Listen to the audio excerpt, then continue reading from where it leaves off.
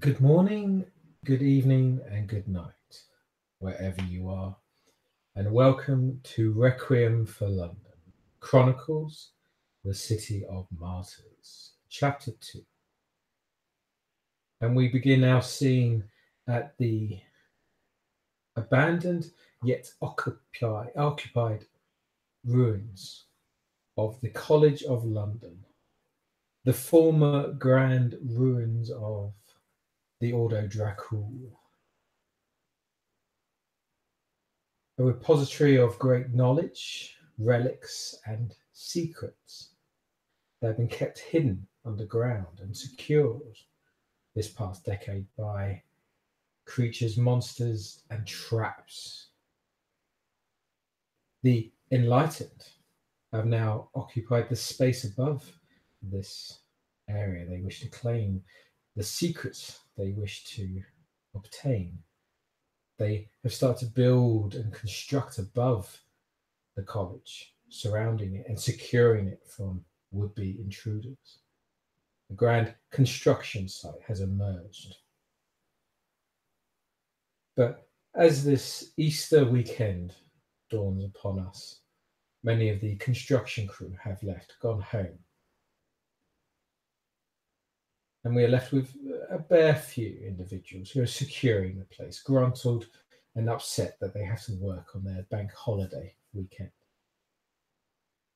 And as the scene is shown to us, we zoom in on two kindred who are planning, deciding on their approach to discover the secrets hidden underground, hidden under the college.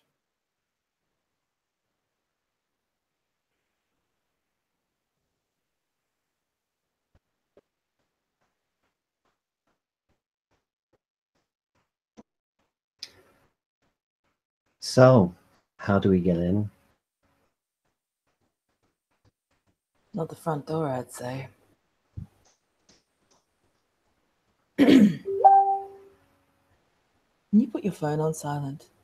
Come on, that's a noob move. Fine. My bad. Maria just sort of, at least it happened outside. Maria's looking a bit worse for wear. Do you want me to show you how to do that? Facebook is going away. Thank you. Immersion. Maria's looking a bit worse for wear. She's just standing, let's say, almost a block away in a corner to make sure that they're not seen. Just looking over the ruins of the college. She's not actually been this close in. There's a little tiny pang in her heart of, the hours spent here.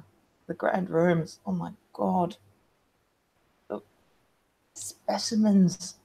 The moldings. The building. Where is it? Externally, we're going to be going in the back way. I would sway you to secrecy of where and how to get in. However, I don't think it's much necessary anymore. Who knows what's still there? Let's hope an answer to your translation still is. Well, we find an answer and we find your cure. I don't actually know about that in character, do I? I don't think. So you don't? No. Fine, we go on there. Until just let her go. Follow me then. Take you around the back of the college to where there's a marked sewer grate that leads to a internal staircase, which leads into what doesn't appear to be one of the old London sewer systems. Ironic that. Heading in and then back up through all these snaking tunnels. There's a few weird little trips and tripwires and traps and everything that she navigates past until you get to a, let's call it a doorway that sort of folds outwards with these weird little hydraulics, punch a code in and all the rest of it. I don't know how detailed you want to make it, but we pretty much end up in the entrance level of the Order Dracul underground, shall we say. I would just add, before you get to, let's say as you enter the door code and you kind of proceed down this kind of sewer trench or stone kind of walkway. You hear sounds, you hear noises above you, you hear banter, you hear loud sort of chants, sort of outcries. It seems the place is not as unoccupied as you first thought. Can as I you roll close- my acute senses to get more info on that? Yes, that I think if you roll your, you can both roll if you wish. It's your composure plus your blood potency, and each success will give you extra information. I have acute senses. Does that help any? Oh yes, that will. I would say you're in the sewer at the moment, so I'm just going to say that cancels out because it's harder for you to detect things on the ground than in the sewer. Okay, so Sense we is a just bit of- equally roll our blood potency and Yeah, stuff. just blood potency and composure. Alright, You, 6 you've dice for already me got then. both of you got quite high blood potency anyway, so I'll give you some automatics. This is just for any additional information. Fuck. Bear me a second.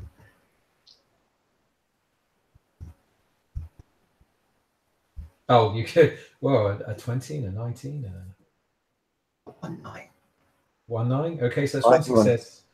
But because you can gauge like 10 meters, I think, for each blood potency that you have, so you have got quite high anyway, so that's fine.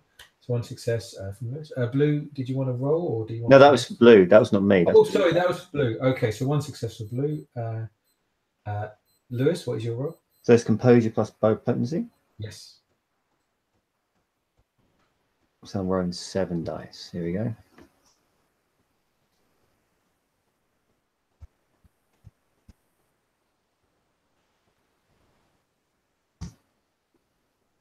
I get 1 success, 2 successes, an 8 and a 9.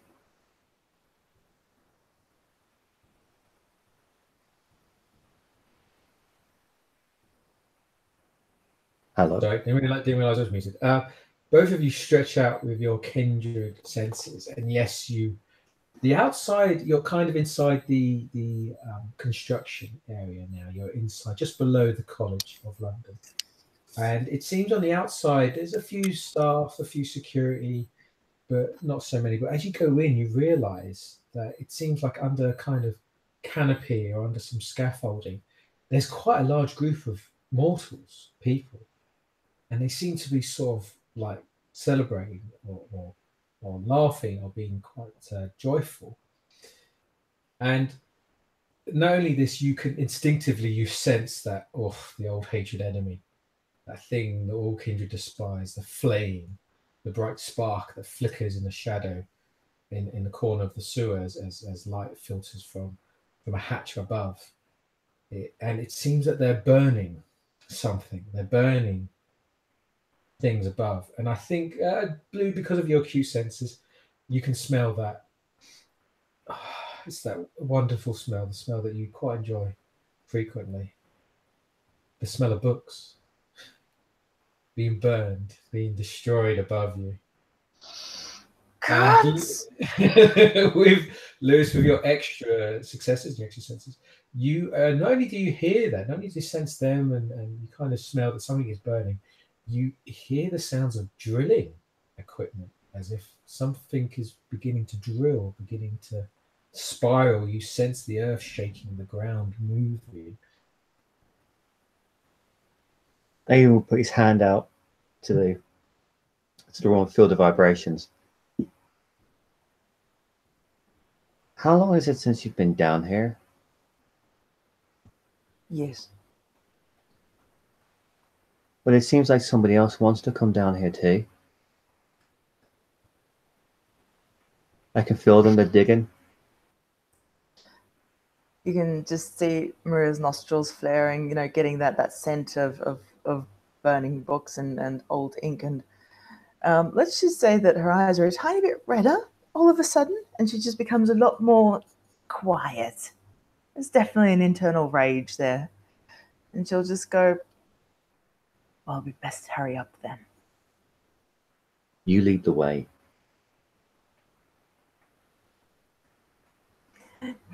As she walks away quietly, you can see her fists actually clenched. But yeah, she'll lead the way. We'll worry about that stuff later. Yeah, you continue forward, and yes, you go through the somewhat steampunk-esque kind of door that then it releases as you enter your code, enter the correct phrase, the correct dials, and you proceed down another corridor towards the lower level, the second level of the College of London. At the second level of progression, as it was always called, towards the greater depth of knowledge, of understanding of the curse. And as you proceed, you go towards the familiar smells, sights, feelings of your past life, perhaps, of being in the Order of Dracul, the younger days, the days of fresh science, experimentation, your first steps towards understanding the curse. And as you go further forward, you are then presented to your old sort of dorm, the area where the kindred would gather, discuss philosophy, politics, the meanings of the curse, the interpretation of the scientific method on the occult. As you enter, though, the scene is changed from your memory. No longer is it grand; it's decrepit. The walls have peeled, the stones have shattered, the furniture is broken and is covered in dust and cobwebs. The grand portraits of the past Ordo Draco members who have humbled the halls with their presence are been burned or discarded or ruined. The books on the shelves in the grand hall have been taken, destroyed, or molded away. And as you proceed with this, you will find your own lab, your own area where you study has been ransacked, ruined, destroyed. Everything. So they've obviously made it to this level. Yes, and something else will happen, but I'll allow you to.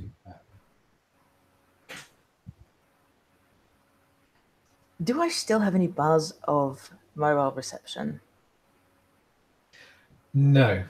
This level, it's designed specifically to cancel out any form of communication. Only on the first level, the level above, would you gain any sort of outside. That's plan B.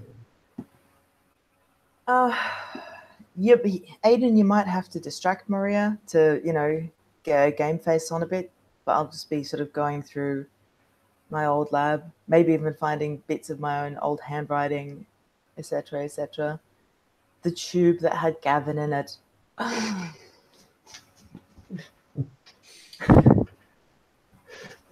check the old containment unit, seeing if there's any vitae left. I am pretty much just looking for if they missed anything useful. I think it's your old lab. If I'm going to make this hard, no, it's everything has been wrecked, everything has been searched through, everything's been pillaged and taken. And you see the actual grand doors, the doors of the entranceway into the college and out of the college, but they seem to have caved in. A great force has breached through them and collapsed them. But as you walk around, you suddenly notice that actually the air, as you get closer to a certain area, the area towards the next level, or the lower level, the air gets somewhat thicker, heavier. It kind of burns slightly, but has no feeling towards you, no effect towards you. And as you kind of approach the door, the door to the lower level, the next level, progression to the higher state of the Ordo Draco, the state of a true kindred, you start to see the corridors filled with these bodies. Now, these bodies have like biohazard suits, their flak armor, riot gear, all these sort of mercenary sort of hired militia type equipment. But they are literally they all look like they've dissolved. They're just skeletons. They are just literally piles of bones that are sort of scattered around the place. And you notice that the air is definitely poisoned or something's not quite right with it. But of course, due to your kindred abilities, such things as breathing air is irrelevant to you. Well, I suppose at this point, one of us needs to be the budgerigar. I say out loud. Is this one of your coil tricks? These poor fuckers down here got hit by something. A hint of sarcasm in the back of her head that wants to come back through, being in her old stomping ground, but she'll just say, possibly. And then just step ahead. Fuck it, why not? Need to get through. Okay. But we'll use the D&D terminology of search for traps and proceed. Oh yes, this is a full-on D&D adventure as you proceed down this corridor, past all these corpses, and as you look, you see that yes, it seems obvious now that these individuals have tried to break through this door or tried to force their way through the door or tamper with it. But in doing so, sorry, I do have names. As they have done so, obviously the door has emitted or sprayed this kind of corrosive gas out and has killed everyone there.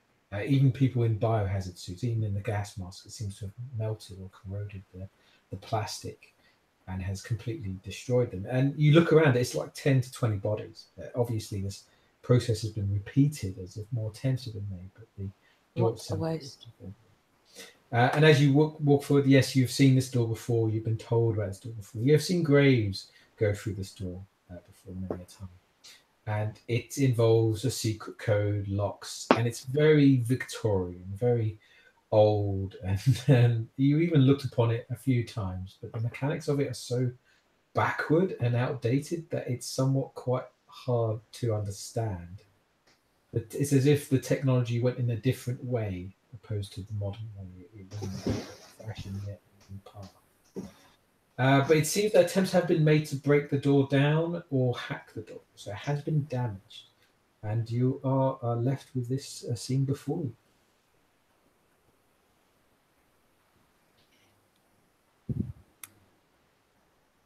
Well, I'm not going to try the bloody handle for starters.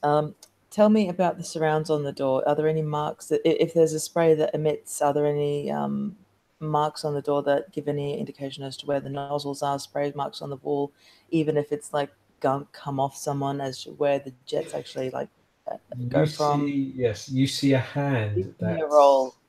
You can actually, yes, we could actually we can do a roll. This roll represents how long it takes to get through this door, and for every success you minus the time that it takes, and the time is very important for our players. So please, if players could give me a door level 2, this would involve a science and intelligence, but -3 to the dice roll, represent the difficulty.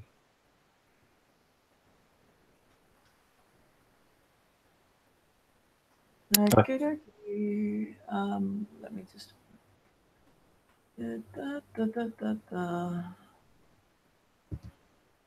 There's me. No successes. Okay.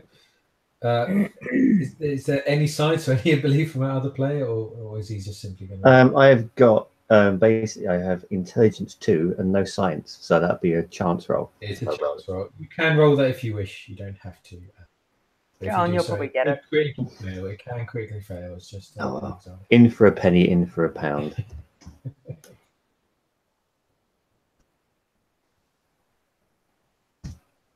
That's full. Doesn't quickly fail. Doesn't fail.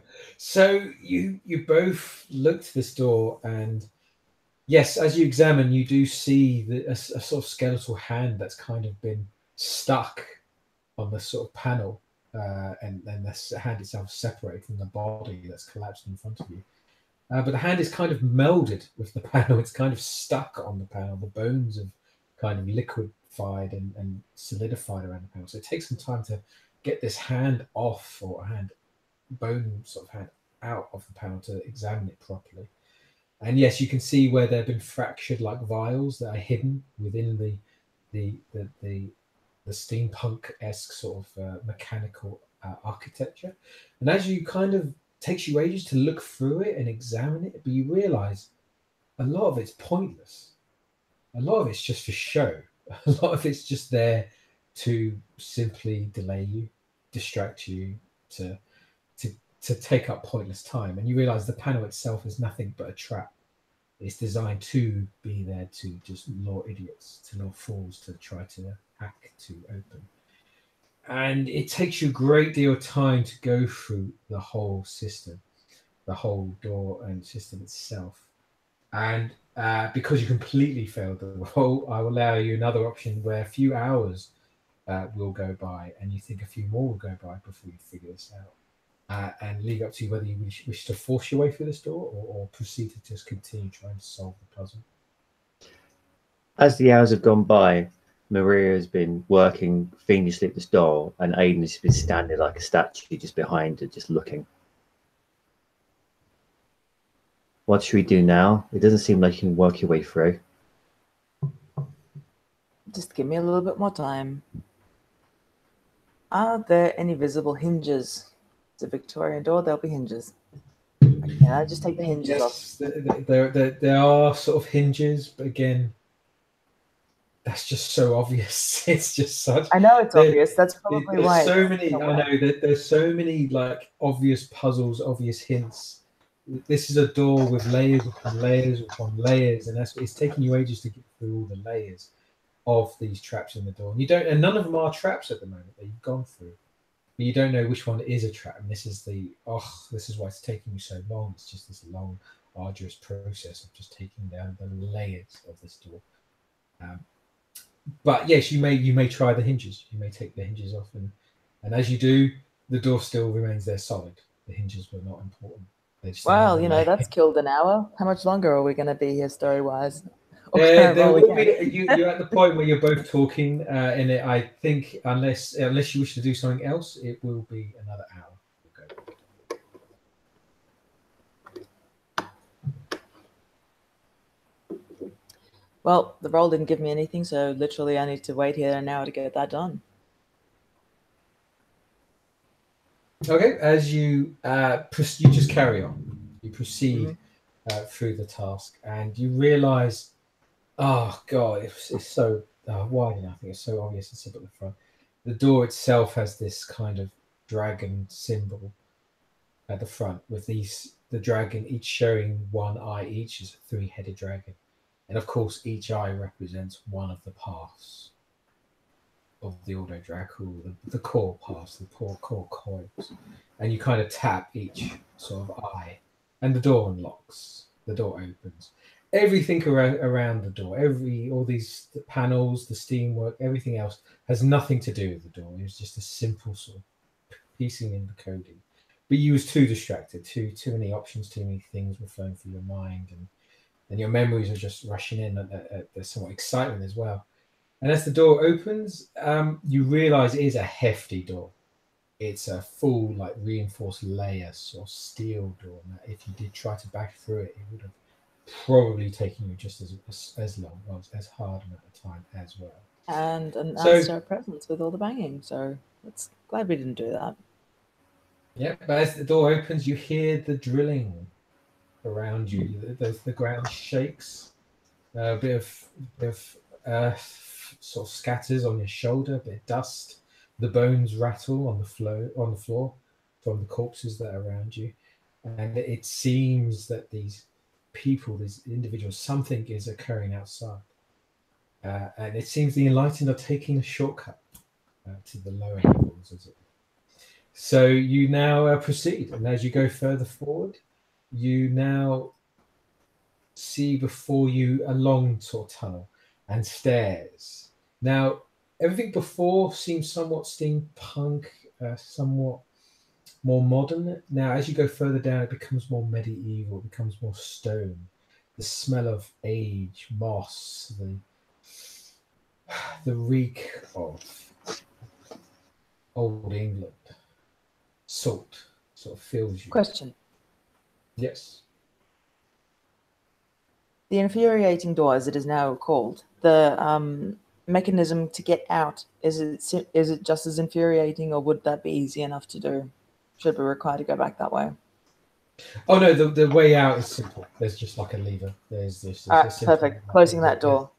Yeah. Oh no, that's perfectly fine. You close the door, and there's No, I just guess it's a can't simple stop. lever to open it on the other side. Perfect. Once Anyone you go, coming down that way? Let's hope that they're held up for a little bit, like us No. dumbass vampires. as you proceed further down, torches light around you. They seem to just ignite by your presence. And they are quite bright torches. Not enough to emit the beast, but enough to give you a bit of a... Please don't get this guy to frenzy on me yet. Yeah, no, not enough to give you, but it's a bit of a fright. What As the you walk... And as you proceed down the stairs towards this other long corridor, the wording, artwork that's kind of written in stones around you, they describe the traditions, the aspects of the Ordo Dracu, conquering one's curse, the domination of one's fears, the remolding of oneself to become better, to become more.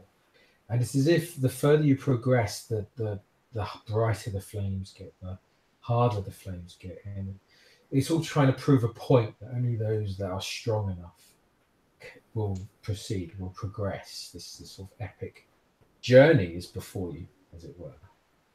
But the Ordo Dracu test themselves all the time. This is the purpose of being of the dragon. Well then, as said last time, nothing ventured, nothing gained. We proceed. Now, as you go Let's further... say that. You want to ask anything? Oh, sorry. As Maurice's very proceeds, Aidan will just beckon her forward. You're the one that's been here before. You know where you're going. I've never been here before. This is all new now. I thought this was your place. You seem quite homey in that lab up there. Quite distressed even. That's what happens when you come home and find your home ransacked. At least Enough about me. At least the fuckers that ransacked it didn't get through the door. Small miracles. Proceed on. And now there's a now there's a worry in the back of Maria's head. It's like, you're kind of bringing someone down here who's not meant to be down here. Crap. No, as you progress, again, things start to reveal more to you. And you have heard rumors about this place. You've heard rumors about the lower levels. And yes, the lower you went or got, the older it became, the more ancient it became. Some say even predates the Ordo Dracu itself. A pagan ritual site would be claimed for the Ordo.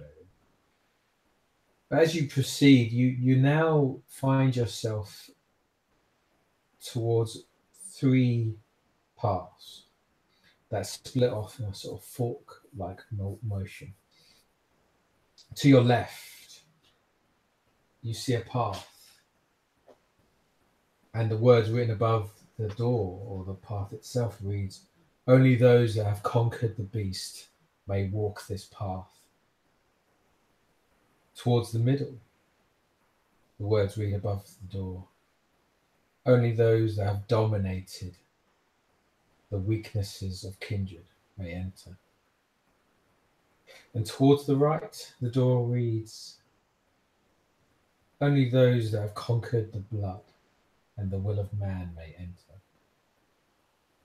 And on the floor itself, the words edged out, and a big sort of looped, self-eating dragon envelops the words, and it simply says, "Only those that have conquered their weaknesses may proceed. The Ordo's secrets are open for any that enter who are worthy."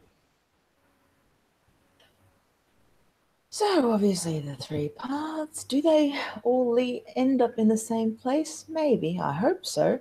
Because Graves and I studied different fucking paths now, didn't we? And I'm not going through. I'm not going through the sunlight door. Fuck that noise. Turn to Aiden. And just simply look at him and go, do you want to follow? I don't think I've conquered anything. And I'm thinking perhaps maybe what's behind that door is for you, not for me.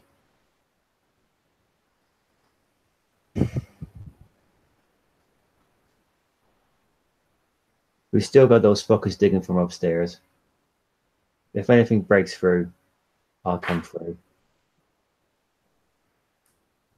Then this is where we part ways. And I give you possibly the greatest gift I can. My trust. I trust you to hold this area until I get back. And rack your brain over this. Do we want to attempt to expel them from here?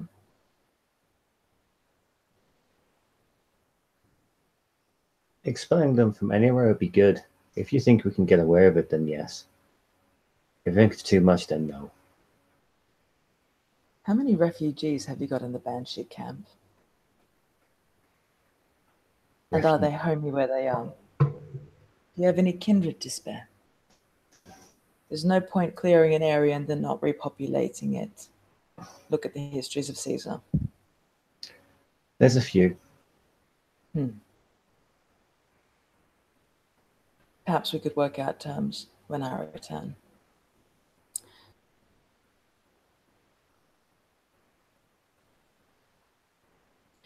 And we'll go into the one marked my quail. Yes, I can probably take Lewis with me, but I want to do this by myself, and then come back for him. Thank you, David, in the chat. Sorry, fair enough. Sorry, I was just trying to get. Okay, so your path, the path of the beast, Of the worm, the internal struggle between oneself and the control of one's monster. I also don't want him to see me like this. As you proceed, you open the door. It's rickety. It's not even that heavy. It's a very sort of old, rotten looking door. And as you open it and proceed, you go towards a sort of very dark corridor. There are no lights here. There's just the one torch beside you. And it's dimly lit, not enough. And it's sort of mounted and pinned to the wall. And what lays before you is just nothing but darkness.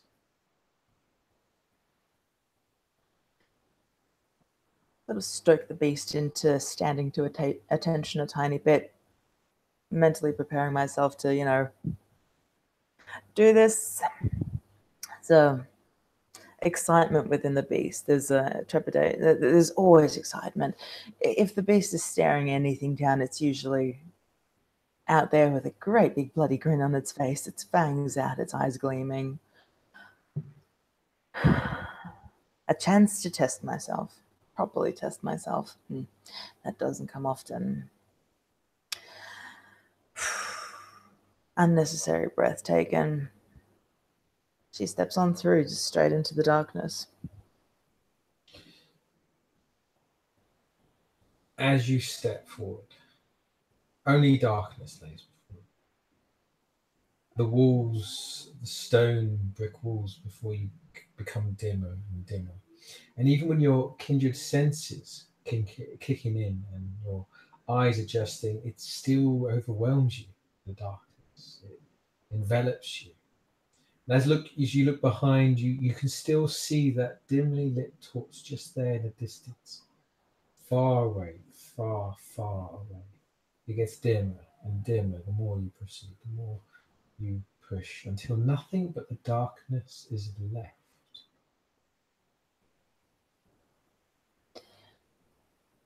And so we move forward. We must always move forward. Even if we crawl, we move forward. And the darkness is a beautiful metaphor for being alone within oneself, knowing one's true self. Lovely metaphor.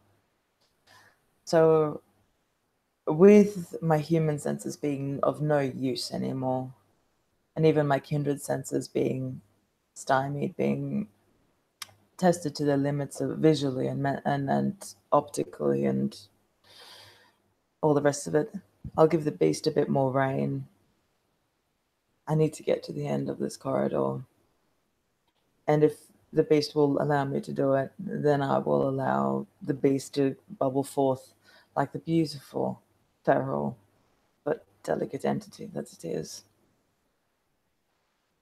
What's he doing?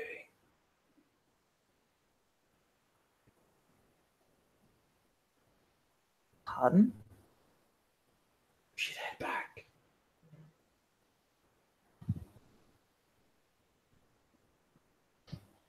Keep moving forward. No. You don't like this. Too dark. Keep moving forward. Keep moving forward. Be quiet. Keep moving forward. Pain. What? There's nothing. Pain. Oh, enough with your whining. As you say this, your hands hurt more. That electrical wound on your face starts to scar and starts to burn slightly more. The blood in you starts to coil. It wants to heal. It wants to make you whole again. And those words whispering, blood. Oh. Turn back. You can find another. Nope. We're moving through.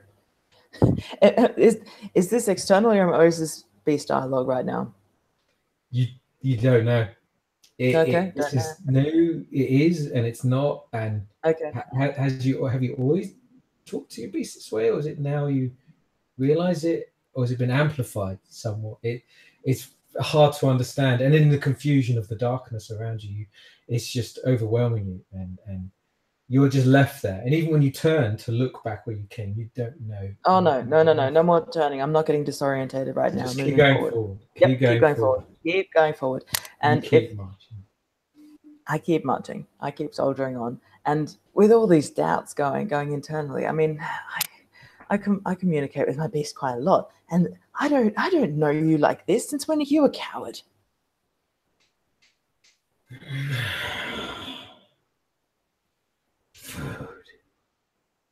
Food behind. Feed us. Feed us. Nope. Since when? Answer me. Since when are you such a coward?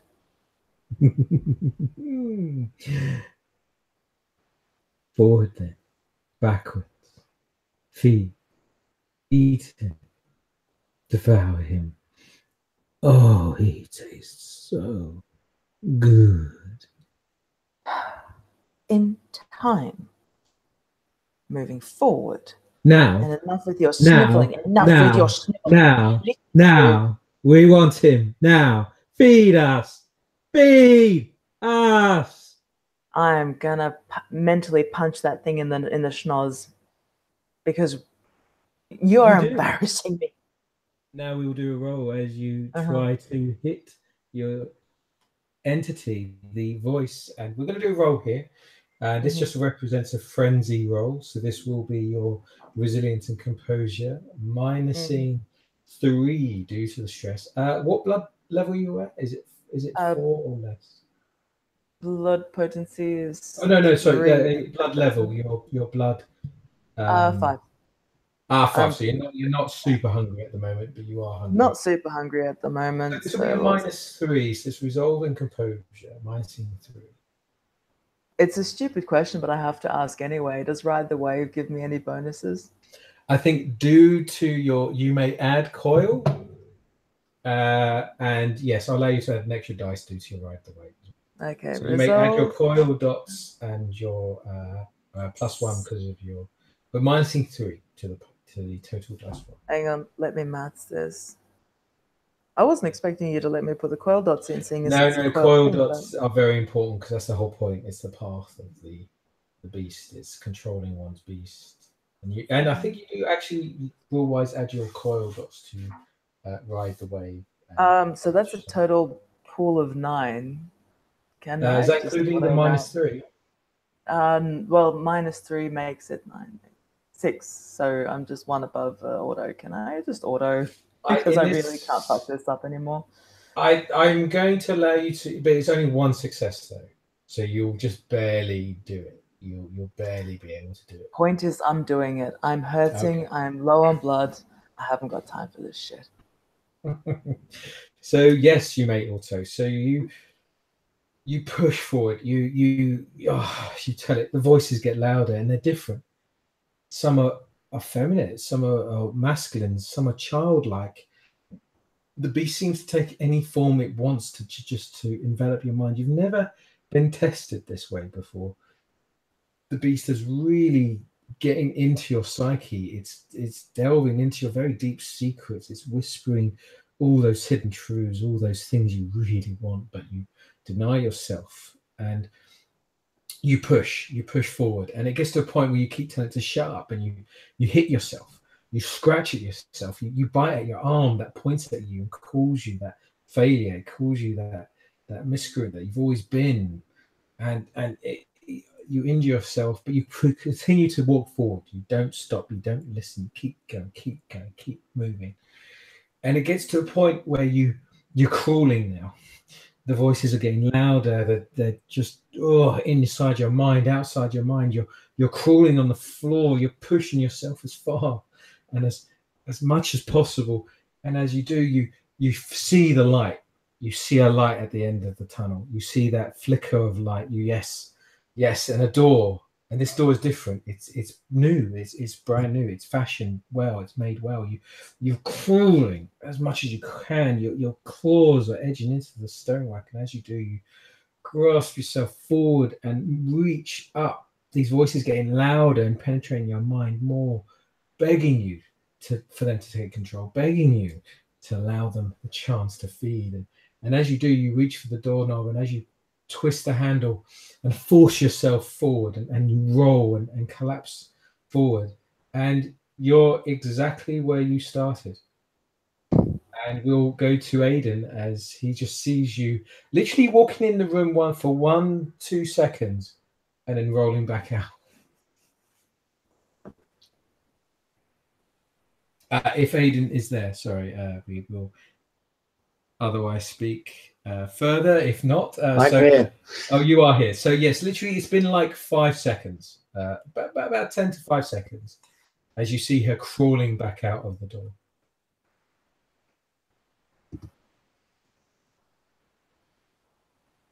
Did you get done what had to be done?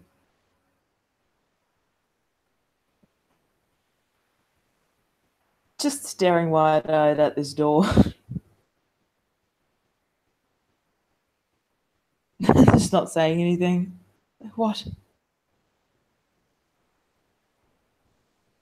The door is open and there's nothing but blackness, but then suddenly it will seal itself shut. You hear bolts, you hear noises, you hear clanks and clinks and the sounds of motion or movement. And then with that, the door slowly opens and creaks open, and you're presented with another corridor that seems to go further along the path.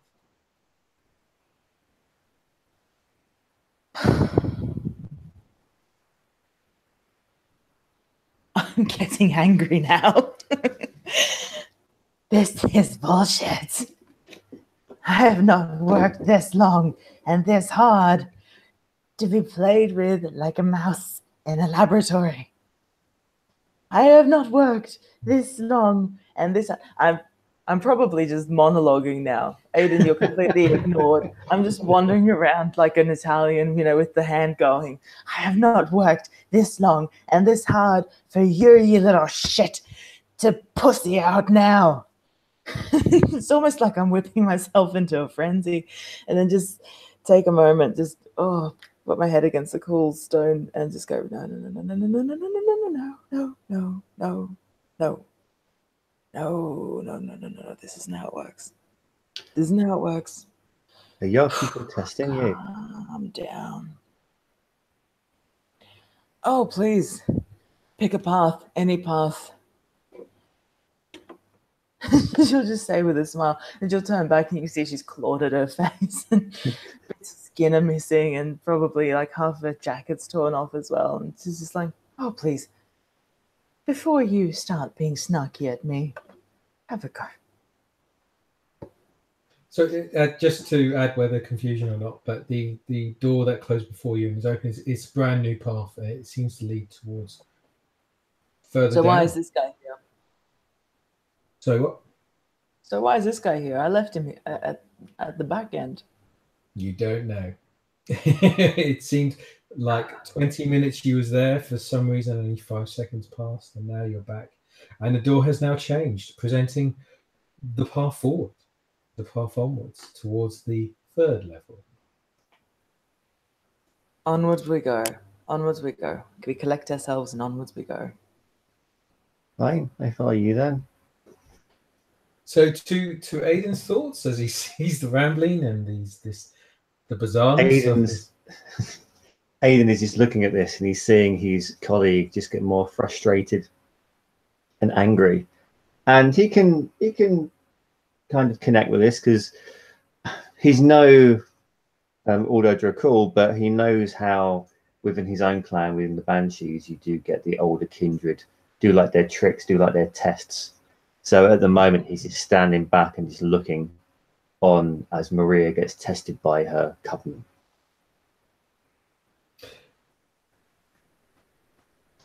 All right, we'll approach the next door. However, I'm going to just stand back, chill the fuck out. This anger is not helping anyone. The anger is the way to the beast, the way to the dark side. And we're just going to push that little shit down a tiny bit.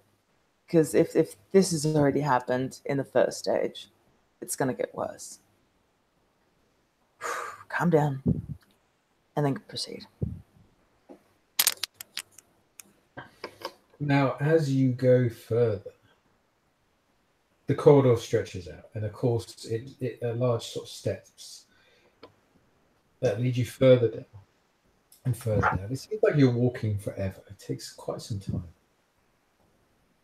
The sound of drilling is about you, the shaking of earth, the vibrations of movement. But as you proceed down this tunnel, yes, the torches, the lights, whatever, seem to light themselves as you walk past. They seem to be aware of your existence, aware of your presence almost, and announce it or are glad of it.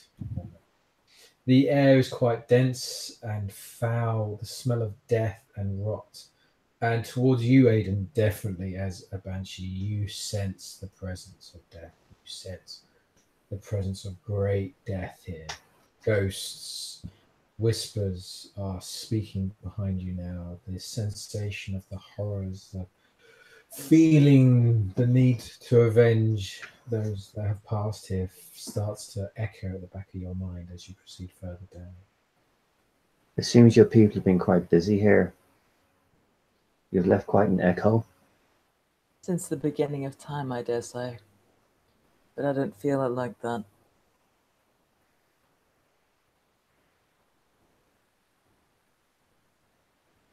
What is it you hear?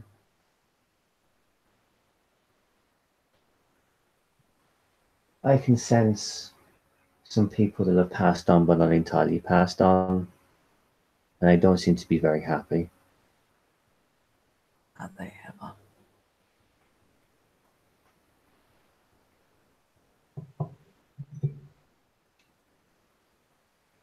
As you whisper this, the stairs end. And before you, a long stone bridge stretches out. And as it does so, you hear the sounds of water in the depths below you. It's too dark to see, but you can hear the sound, the rippling drip of water that is scattered below this bridge. And before you, it leads to a straight line, and it seems to proceed to another door, another corridor, but the bridge in front of you is collapsed. It's not there anymore. Some damage has occurred. Something has happened. And as you look around and examine the bridge, you see other paths that lead to other doors that scatter around you. About nine to 8 sort of doors. And you see scattered also across the bridge piles of ash, piles of bone. And as you look to the walls, kindred ash. Yes, kindred ash, kindred death.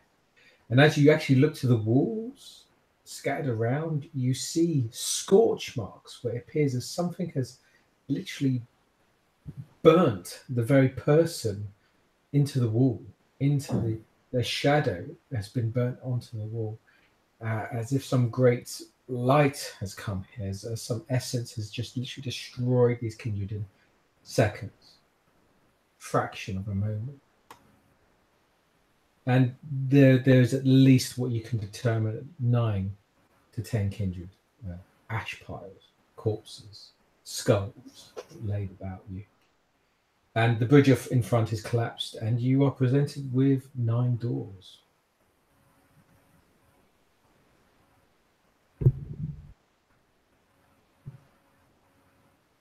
I'm going to go back, grab one of the torches out of the sconce, throw it down the chasm, I suppose, just to see how deep it is, state of the river, where does it flow to? It doesn't drop far. It just drops enough that it lands into a pool of what appears to be water. But as it kind of sinks in, the torch starts to go out, but you can definitely see some sort of movement in the water below you. And but it still has the contexture or the sensation of being water. It sounds like water, it splashes like water, but there's definitely the sounds of movement, the sounds of something living in the water below you. Is there a heartbeat of some description? As you stretch out, no, there is not a heartbeat, but there's you can hear the ripples of movement. You can hear the sensation of something below you. So look back over at Aiden and go, seems that route is out. Unless you're in for a fight. Is that what could be down there? Have you any idea what your people put down there as pets?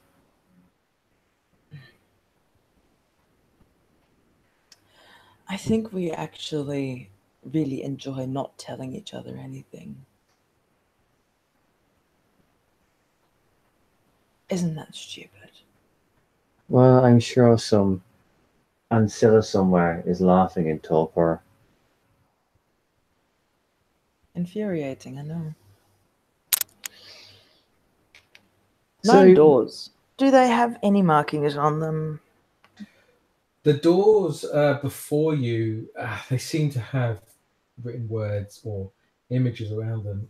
Yes, they are all coded, written in the Auto-Dracal secret language that you do know.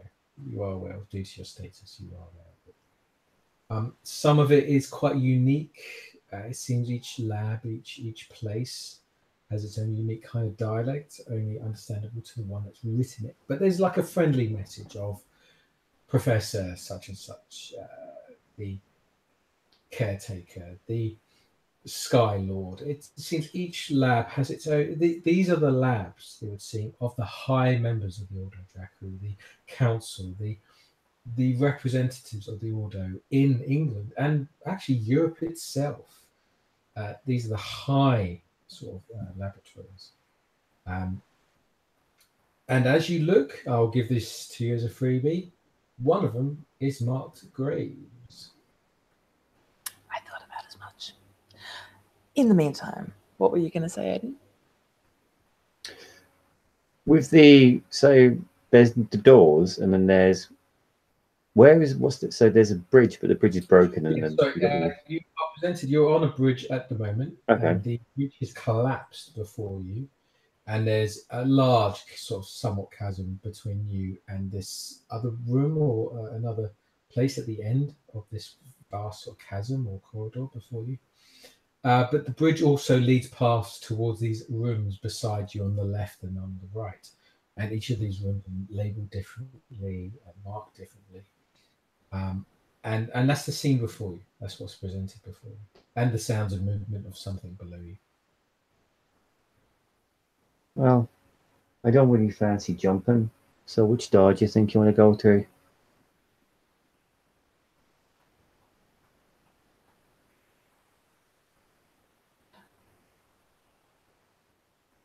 She just looks up like she's had an idea and just completely ignores the question.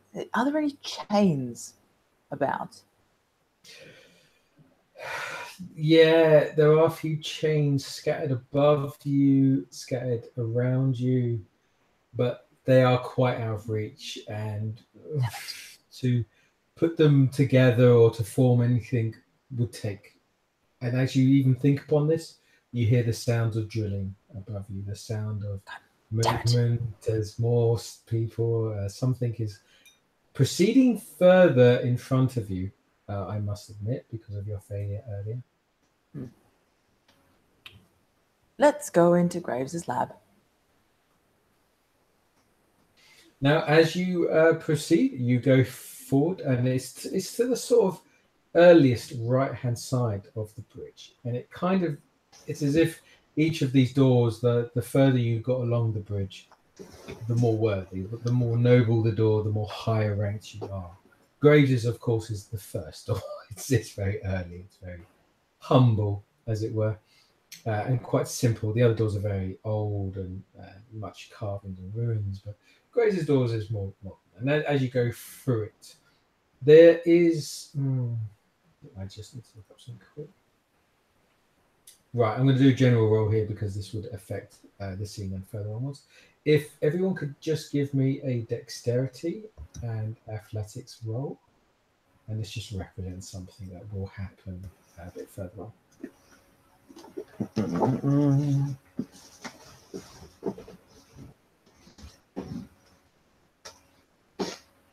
I promise you, you won't die.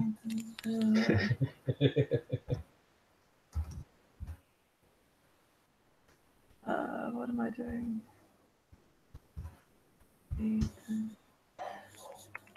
One more free. Okay, right. So that's one person there. 194. Yeah, that's fine. Okay, so you proceed. You proceed along into Graves's laboratory. Now, the doors open. They creak loudly, and as you go forward and as you go through, you can understand or see the sort of steampunk-esque revolution that occurred in the Ordo Draco. And as you enter his lab, you can see the sort of the Tesla coils, the grand structures, the power generators, the sort of the sort of Tesla coil-esque, or the sort of Victorian grasp of the new modern world, as it were. And as you look around, you see this, and it's a vast kind of warehouse full of all these kind of inventions and creations. But then as you look closer, you see skeletons, corpses hanging from the walls, dangling from hooks. You see tubes full of bizarre liquid or substance with dissolved bodies floating around inside what appear to be like fish creatures or monster creatures, all sorts of entities that seem to glow. And as you enter the room itself lights up. The room itself generates energy as if it's announcing its presence, as if it's awakened to you. And you hear noises, you hear sounds of movement, you hear the clacking, the whirling of the clogs and cogs and wheels, the steam engines pumping in the background, and electricity emitting from the back room or the back walls.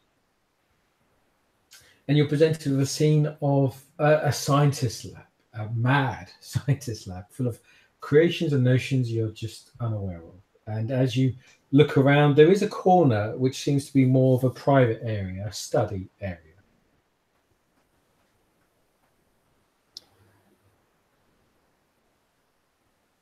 Looking at one of these fish creatures in a tube might even just point at one and go, wonder if that's what's outside. Could be. I'm glad that one's in the tube.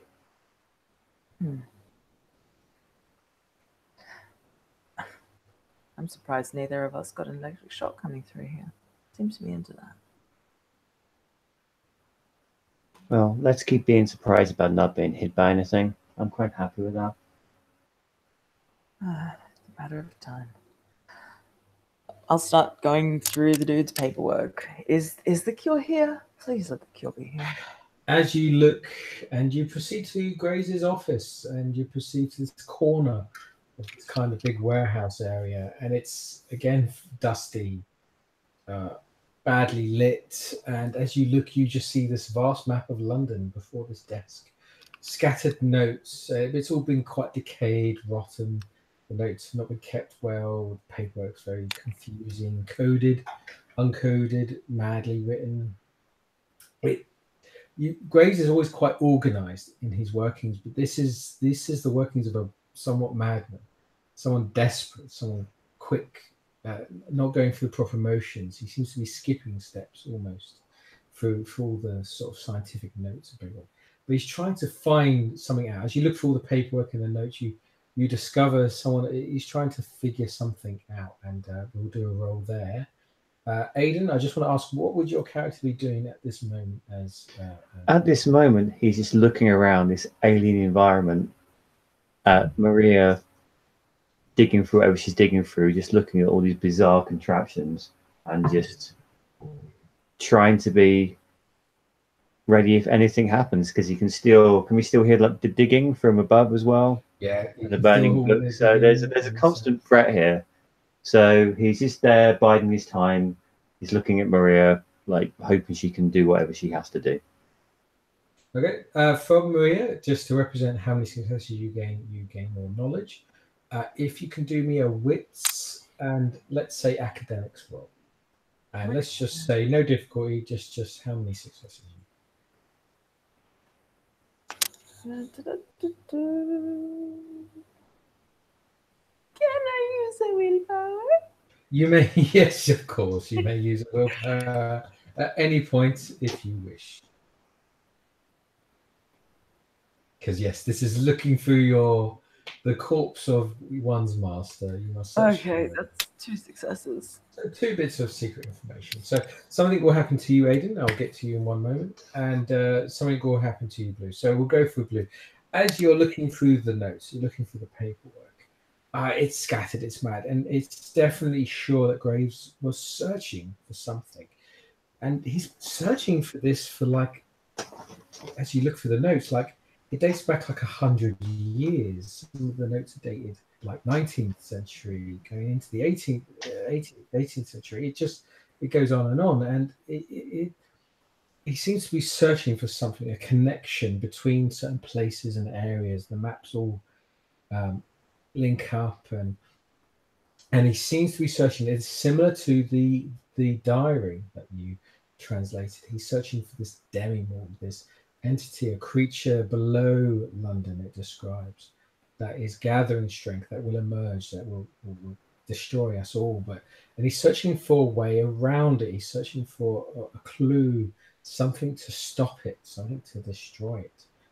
And as you search through the drawers, and it's all scattered, Graves was somewhat organized, but by God, he was lazy here. It's notes dating back from the Victorian age mixed in with notes from modern day. It's crazy and random. I need to be left alone here for a month. You need so much more time, but you just don't have it, and you kind of. But you find information regarding his search, regarding this demigod. And you find a note saying, "I found a way. I'm meeting with the blood thief tonight. We will do what needs to be done." And then it kind of reads onwards, but it's coded. It's just like a fragment. You realise he was writing normally, but then started to code his wording, and you need time to decode that. But then you open another drawer. You open another drawer and you find a portrait or a picture, a painted portrait picture that's quite large. It's sort of A4 in style, but it depicts Graves. You recognize him instantly, but he somewhat looks younger, maybe more vibrant almost.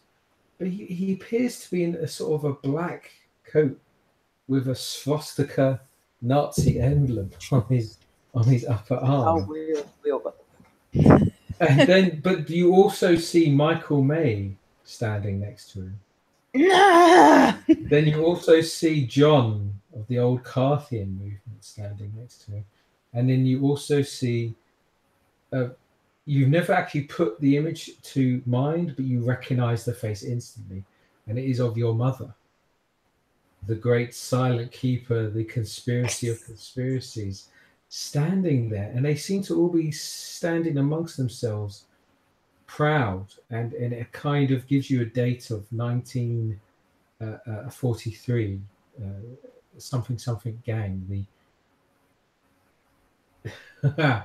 the Bloods, as it was called, the Bloods Anonymous. It's kind of a little nickname that's kind of a coded message within itself that you're kind of trying to work out. And as you do that, you kind of drop the portrait, you drop the frame to a sudden reaction as Aidan, you are suddenly impaled as spikes emerge from the ground. As you go towards one of the test tubes, as you go towards one of the, let's just say a briefcase that's on the floor that looks something shiny in it, something sort of tangible. As you draw towards it, suddenly spikes emerge from all around you, and you are completely impaled. They surround you, and hold on, I'll just look up damage and this spike trap. So the dex -2 for, so it's 5. Yeah, because you were kindred, it doesn't do as much damage. But you did fail the roll, so it causes you 5 bashing damage as all of these spikes just literally impale through you and go through you. And you are impaled. You cannot move unless you pass another test in a moment. And as this happens, Blue, you just drop the portrait. It breaks, it shatters. And it's so old, it crumbles. The paper kind of crumbles and fractures. It's so delicate, and oh, for God's sakes! And if you put it together, it makes it worse, and it kind of falls into ash and dust in your hand.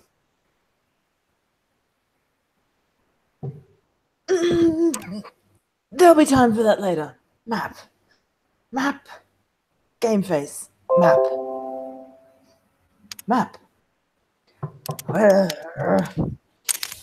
Going through drawers. Need this cure. Point 1. Not going to fix anything if I electrocute myself at every other opportunity. When the spikes come up, just sort of drop everything, try and put everything together. Makes it worse. Looks over at Aidan. Just don't touch anything. He didn't fucking touch nothing. Just like a hand here plays as he's just impaled in these spikes. Just wait a minute. Just fold the map up, put it in a plastic bag or something in the coat, but just raid this. I haven't got time to study it here. I'm going to take what I can and study it elsewhere because that drilling's happening. This guy's impaled. There's a sea monster out there. Why didn't I bring backup? To add to the madness, as you kind of just walk towards Aidan and just to kind of, we'll look at him in a, for God's sakes, I gave you one task. Just, yeah. But then the room, a clank, a heavy clink sound emerges, steam pumps, clog rolls, other noises start to emerge, and then the sound of oh, good God. All right, we need to go. And grab this. A tube kind of emerges, something is unveiled, and whether you look at it, whether you don't, something is happening. And by the way, sorry, I didn't announce this earlier. As you looked around the room, yes, there's a study here. Of course, there's another corridor opposite where this thing is happening that seems to proceed further in the direction that you wish to go towards the other perfect. side of the bridge. Of course. I pull Aiden off the spike, if I can. You will have to do a roll. So I will allow Aiden, if you wish to roll this, and I'll give you extra dice to represent. Am I trying to get myself? Am I aiding Maria in her role? It's your role to represent you. You have to literally get yourself out. Okay. But I will give you extra dice to represent Blue or Maria's attempt to get you out. So this will be you're impaled. So this will be a strength and brawl, minusing 1 for each success of damage. So you suffered 5 bashing damage. So minusing 5. So you're minusing 5 to this dice roll, but I'll plus. Blue, what is your strength? If your strength you wish. So 2. So plus minus 2. So it's your strength and brawl, minusing 3. You may spend blood points or whatever you wish to add to the dice roll if you wish. Well, so what? Sorry, what was it? Strength. So the roll is your strength plus brawl, plus vigor, and minusing 3. So strength, brawl, and vigor. Minusing 3, but you may spend blood points, and if you spend a blood point, that adds plus 2 to your strength. Okay, so strength 3. So 3, 4, 5, 6, 7.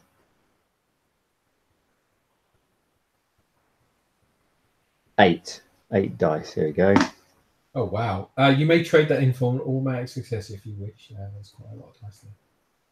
Is that including the minus 3? Because that's quite. Oh no, sorry, that's 5. Oh, 5. Oh well, okay. Yeah, I was going to say that's a lot. Bit good. No, yeah. If including the minus, if it's minus 5, if it's 5 dice, you may trade that for 1 automatic success if you wish. What Aiden will do as the spikes kind of clinch in at them, he'll just think fuck, and he'll use a point of blood, and he'll use his resilience, so he can basically soak up. He can get the 5 points of bashing don't happen, but he just looks like he's damaged. You have 4, so you still suffer 1 bashing. Okay. But yeah, I know you mean. No, actually, I describe it in the ethereal way, and that's how you escape. Actually, if you want, just go with that. Okay, and then so he'll use his discipline to just try and stop some of this damage, and then he will do the automatic success, and he will. It's strength, but he's kind of like he's pushing, but he's almost kind of like the guy from the X-Files that can basically go through a little thing, like go through the little man. He's kind of pushing, but also he's squeezing through as well. It doesn't look very pleasant, and he manages to get himself out, and he just falls on the floor. Now what? What's that fucking noise? I don't know. You figure it out. I have to get back to this. Straight back to the desk. Rummage.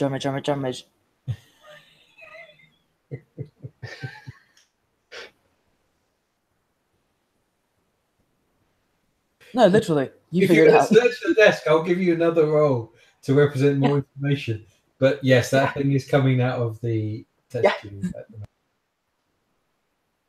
So as she's searching, what does Aiden see when he's stuck in this crazy bloody lab? As you see before you this test tube opens up, and it seems to be in the center of the room, and electricity seems to bolt back and forth into this test tube, and it's obvious you've triggered some trap. Something's happened. It's triggered this event, and as it's happening, as this lightning going back, you just see this bubbling sort of large sort of tube with this kind of aquarium almost. It's filled with like a green liquid that's bubbling away. And there's this large creature inside it. And the lightning seems to emit in between the green liquid and the creature. And the creature starts twisting, starts moving, and it's gaining life. It's gaining movement. He's booting up Frankenstein's monster. This happens for a few turns before anything happens, so you have a few moments. But yeah, if Blue's going to search, that's going to take at least. There's something fucking going on here, Maria. Hurry up your search. Just cut the power supply. Rummage. Not even looking. I need this cure. I need more information. I need more time. There is the path further to the other end of the warehouse where it seems to I'm not proceed leaving further here into without the knowing Ordo the security. Draco. But yes, you may continue to search. That will represent a couple of turns, though, and I would say for each success you gain, it minuses how many turns it takes. Because Aiden, I think you may have to deal with the monster while she is searching. So we will do we'll do this as an event. So Blue, if you can give me a roll, I have a set number of turns in mind, and your roll will minus those turns. And then What am I rolling? So it's the same as before. So this would be your wits and academics, but minusing, I think I said 3 earlier, to represent the chaos, the confusion, the quickness of how you Christ almighty. So each success will minus a turn that I have in my head at the moment. I really need to know this shit, but I also can't burn any more willpower, so I'm not doing that again. Aiden, get yourself ready. Get pumped, man. Get pumped. Hey, you know how I roll. You'll be fine.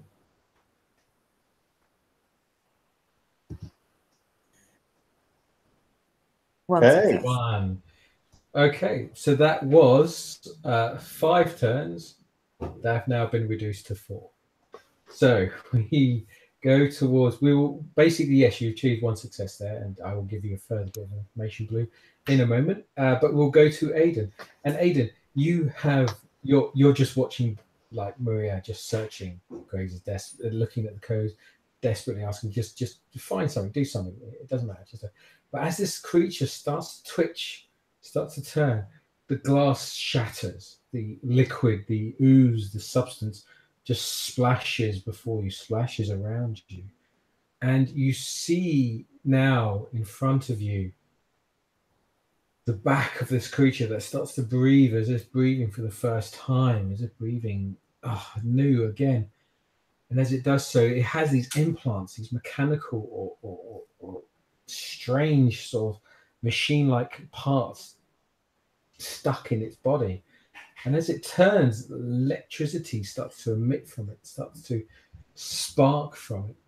And as it turns to you, you've heard of these creatures. You have witnessed one of these creatures before, but never in this state, never like this before. You see before you a werewolf, an entity of monstrous capability, but this is no ordinary werewolf. This is a werewolf that's been altered, that's been mechanized. This is a werewolf that's been given the essence of lightning, electricity, power. It's perhaps it was the power of this place. Perhaps it is emitting it. And as it looks towards you, it just announces its predatory aura. It announces its fierceness, its power.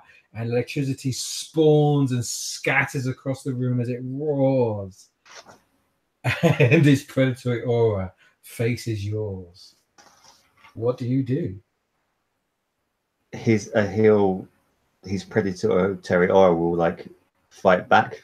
Okay. We'll do a composed roll, and this represents whose aura is more powerful. So again, I think for simplicity's sake,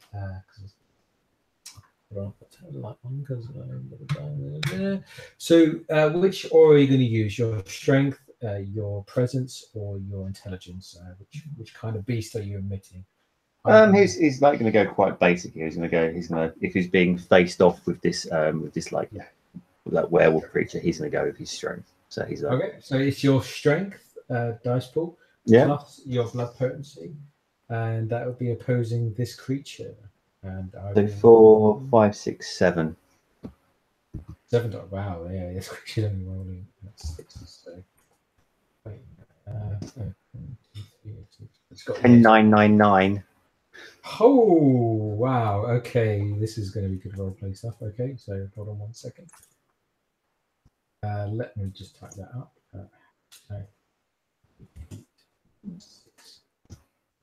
7. So we've got 4 successes. Oh, complete failure. So yeah, okay. This is this is a powerful creature, powerful monstrosity. Oh, it emits lightning, it roars, the room itself echoes, and the glass shatters as it roars towards you, and you feel its beast, you feel its essence trying to dominate you. Describe away how you counter. And yes, you actually wait 1, 2, 3, 4. I'll allow that as an exceptional because he failed. So please role play away your. As the beast turns around and looks at Aiden, Aiden will feel it lash out and attempt this dominance competition, and his beast will just be offended and will be angry, and he will just let it go, and he won't do a banshee wow or like a banshee scream, but he will just bellow towards this creature at his full height with his shoulders back and just look it in the eye as if you would kind of face off a silverback in the jungle. And I'm not going to scream because it's quite late, so I don't want to wake up neighbours. No, as you do this, and it's not like you're like the banshee scream. You've not even unleashed that. You've kept that back, and the beast is aware of that. It's surprised at you doing this. It's like, whoa, okay, yeah. It's not as if it's dominated or intimidated by you, but it's the banshee blood in you. It like announces its death. Come to me. Face me and face death. I am vengeance. I am the essence of those that have died unwell. And with this, it kind of it lowers its voice. It doesn't scream anymore. It doesn't shout anymore. But the rage, of course, still fills within it. The lightning keeps zapping it in the eye and in various other exposed, like fleshy places. And it roars still. And it comes to you. It comes to fight. And we will do turn 1. So this will be 4 turns of combat between this creature and Aiden. And we'll see what happens. So let us roll initiative. So Aiden, if you can roll me your composure plus dexterity plus a d10. So roll a d10 plus your dexterity and composure. Okay.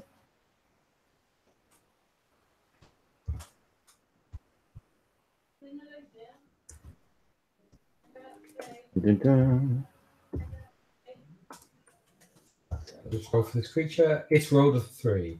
So it's really bad. So you need to roll. Roll a 9. Yeah, you're up there. That's fine. So yeah, you're definitely going first with the combat. So it's your head on combat. It's definitely going to charge you and attack you. What do you do? If it runs to Aiden will run towards it and try and hit it first. Okay. In what manner? Just a simple attack? Are you going to full out charge? Are you going to grapple? Or are you going to try and dodge the incoming attack? He's tried to face him down and he's basically like put it back a bit. He's still coming at him, so he's just going to run at it and hit it as hard as he possibly can. Okay, so a simple brawl attack. So that will be strength brawl minus this creature's defense, which is 3, and we'll see how much damage you do. Yes, you do have a plus figure to that dice roll as well, and you may spend blood at any point to add extra strength. Okay. Don't worry, Maria or Blue. We will get back to you in a few moments. Basically, we'll see who survives. We'll see how many. Oh yeah, she's got plenty of coffee. She's fine. Okay. Basically, he'll spend a blood point. Yep. And he'll use vigor, so he can use his vigor dots to basically beef up brawl. Yeah, your vigor dots count as it's like a weapon bonus. Success. Yeah, it counts as 1 automatic success if you successfully hit, in addition to +1 to the dice roll. So it's your strength plus vigor plus brawl as a dice roll, minusing 3. And strength plus vigor plus brawl, so strength 3, vigor 4, brawl. Also, that's 8 dice. I think you had a speciality in boxing as well. Yeah, I did as well. So yeah, add an extra dice for that if you're just using your hands. It's fine.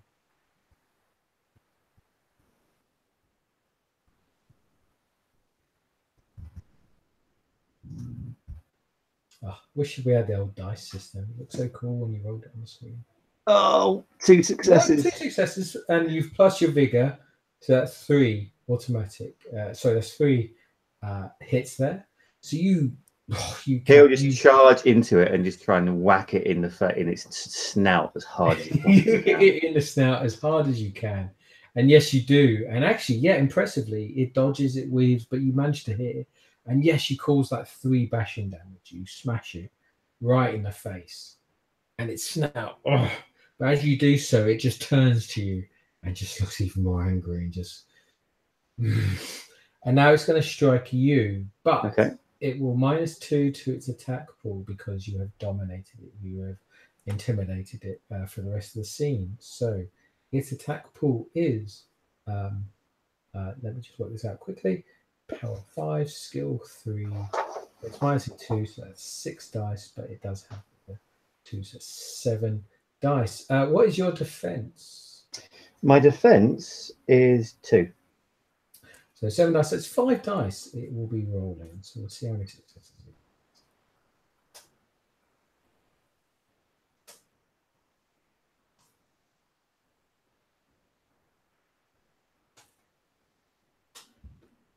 Oh, come on. Didn't even do that. I literally got a success on every fucking hit. I can't believe that. Here we go. Yeah, every hit. So that's I've never seen that before. Okay, all right. I didn't actually want that to happen, but there you go. Okay, so you hit it on the face. By the way, yes, you may spend a blood point. Actually, yes. You may. I was going to say before you roll, because you meant to say it before you roll. If I could, I forgot. You can say it. Yes, dodge. You can say it before. No. Celerity doesn't add to dodge, but you may spend a blood point before. A blood point, so you can interrupt an action with an action. So no, you may spend a blood point to activate your resilience. Is what I'm going to say here. So it, you know what? Yeah, you punch it in the face and you cause that 3 bashing damage, and you spend a blood point to activate your strength. And blood points are a reflective roll, so you may spend a blood point before someone rolls. So this person's going to hit you. So you may spend a blood point to activate your resilience if you wish. Yes, I should do that. Okay. So this creature, it just fucking, you hit it in the face, but it just jabs you in the chest with its claws.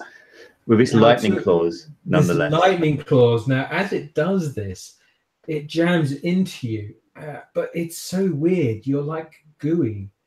You're ethereal. You're kind of not there, but there as it jams its claws. Its hand actually goes kind of through you, almost. But as it does, it still causes you pain and injury, and you still suffer 1 bashing damage. Okay. The rest of the damage is ignored because it is your resilience absorbs it.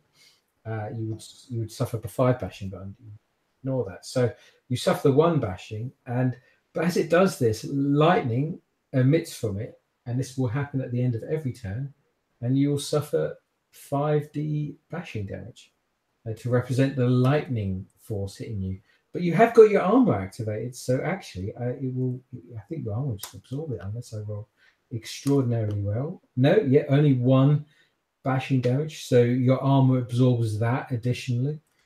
So you, literally, to explain this fight, this creature's just pounced on you, delved its claws into your chest, and you have taken it and just kind of kept punching it and punching it in the face. And lightning is now being emitted from it into you, but it seems to be passing through you into the floor, but your flesh is burning.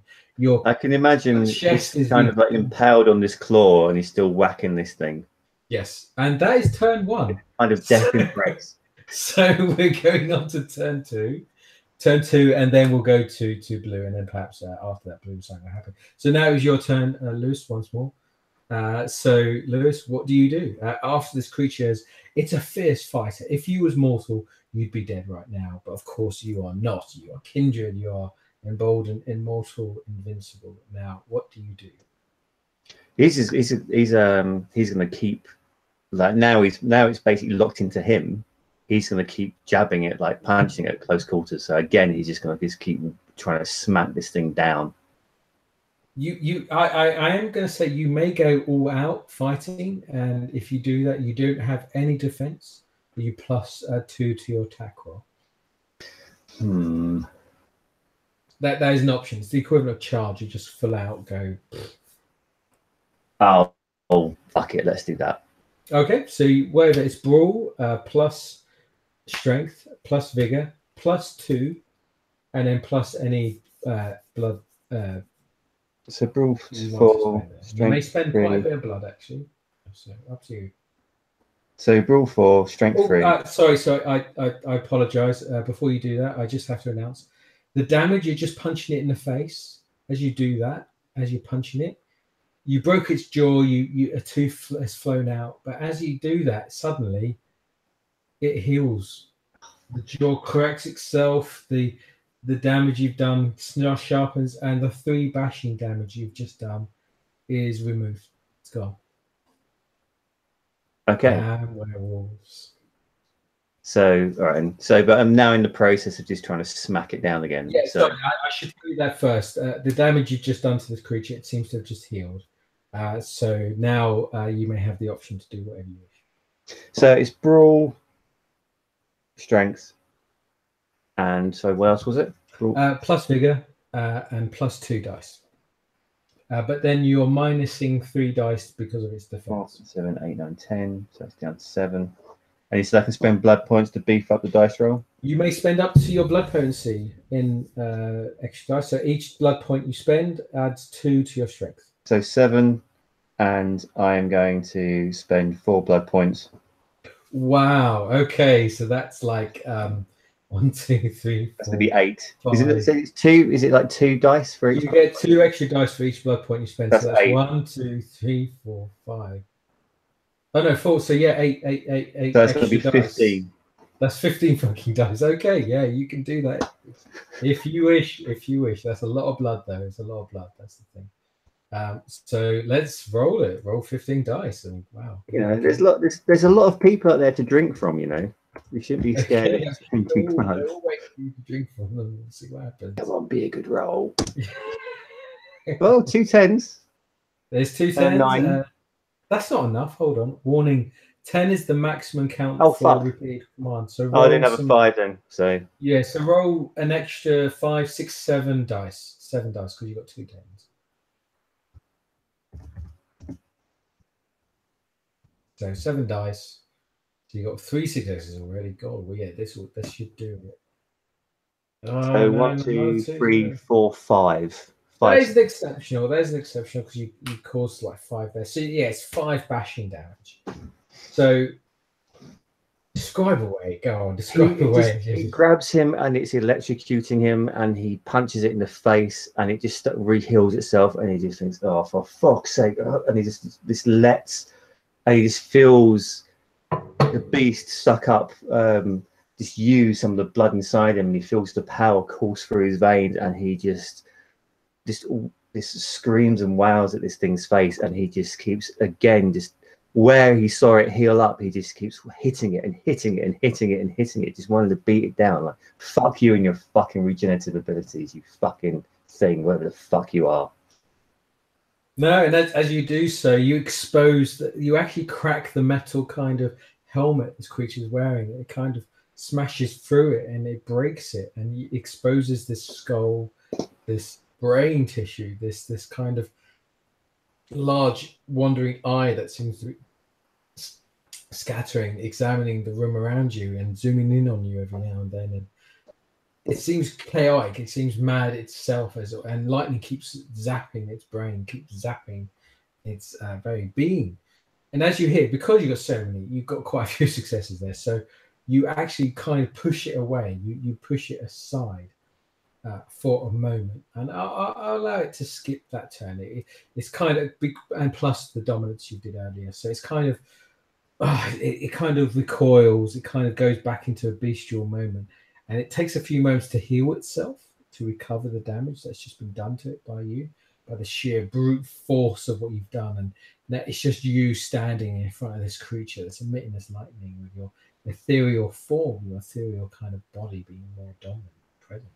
Now we will go to our character, Maria, who's come. As it backs away, Aiden will scream out, "Maria, we've got to fucking move. This fucking thing's healing itself. I can't fucking kill it."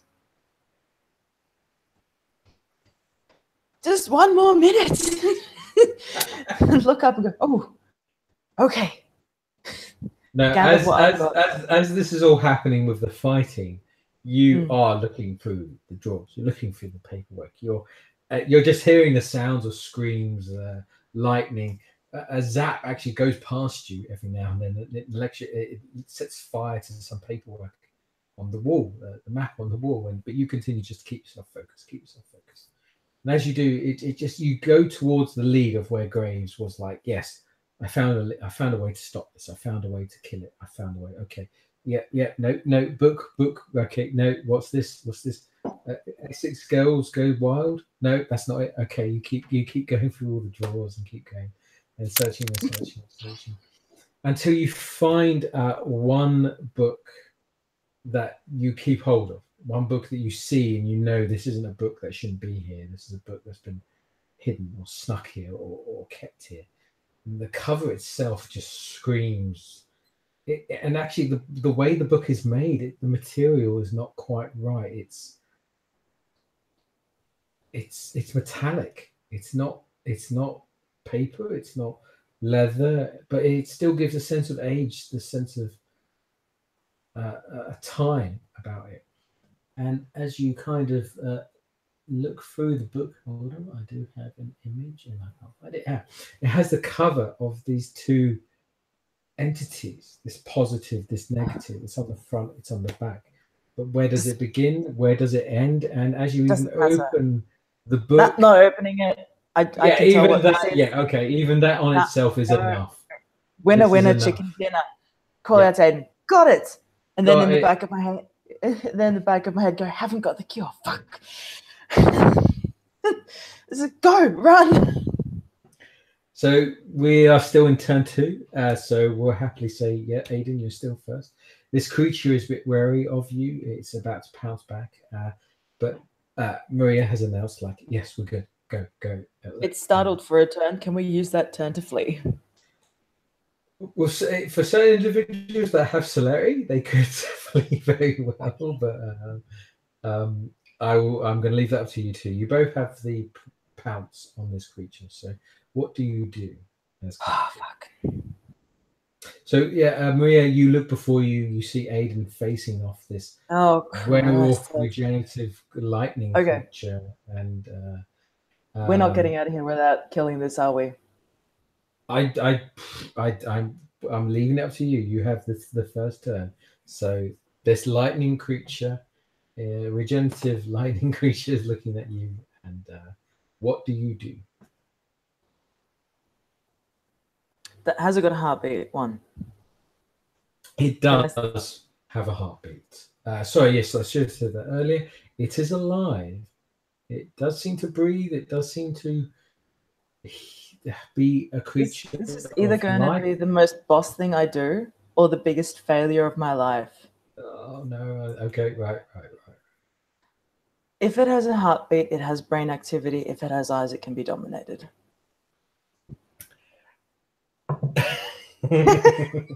Now, this is a creature that's zapping itself all the time. It's in constant pain. So this will be a hell of a dominate and a hell of a command that you will have to give. So please, if you wish, give it away. This could be fantastic or fantastic. Exactly. Exactly. Well, you know, Aiden, help. Help. All right. Well then, let's do the old mesmerize. Mesmerize. Okay. So I had that thing on default. Funny enough, whenever I do a scene with you, it's on default. I know. God. All right. So 1, 2, 3, 6, 7, 8. So it's 8. Intelligence plus expression plus dominate versus resolve and blood potency. So this would be against its resolve and essence. So that would be. There is a clause in that. So let's say. So yes, your intelligence plus expression plus dominates. Roll those dice, please. Intelligence. I'm just double checking that I have got. It's 5 and 3. Oh Christ! So what are you doing to me? No, you got 2 successes. This could still fail. So it's 2 plus 2, so it's 5 dice from this creature. All I'm right. rolling very well tonight. I always roll so well, and I don't want to, but there you go. No, oh, it's 2 successes, and it's the success. What are you of- talking about? I haven't rolled yet. Oh, sorry, I thought you rolled your No. I'm still umming and Ah. ahhing as to whether to bump a willpower into it, and I think I Oh, will. I see. Sorry. Oh, I have 2 successes. Sorry, I apologize. I thought you used the person before I rolled.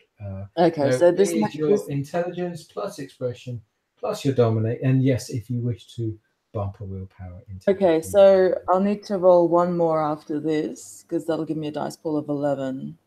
That's fine. Yeah. 1, 2, there. So it's even. just the 2. Steven. You literally need like one more success. I don't want to look.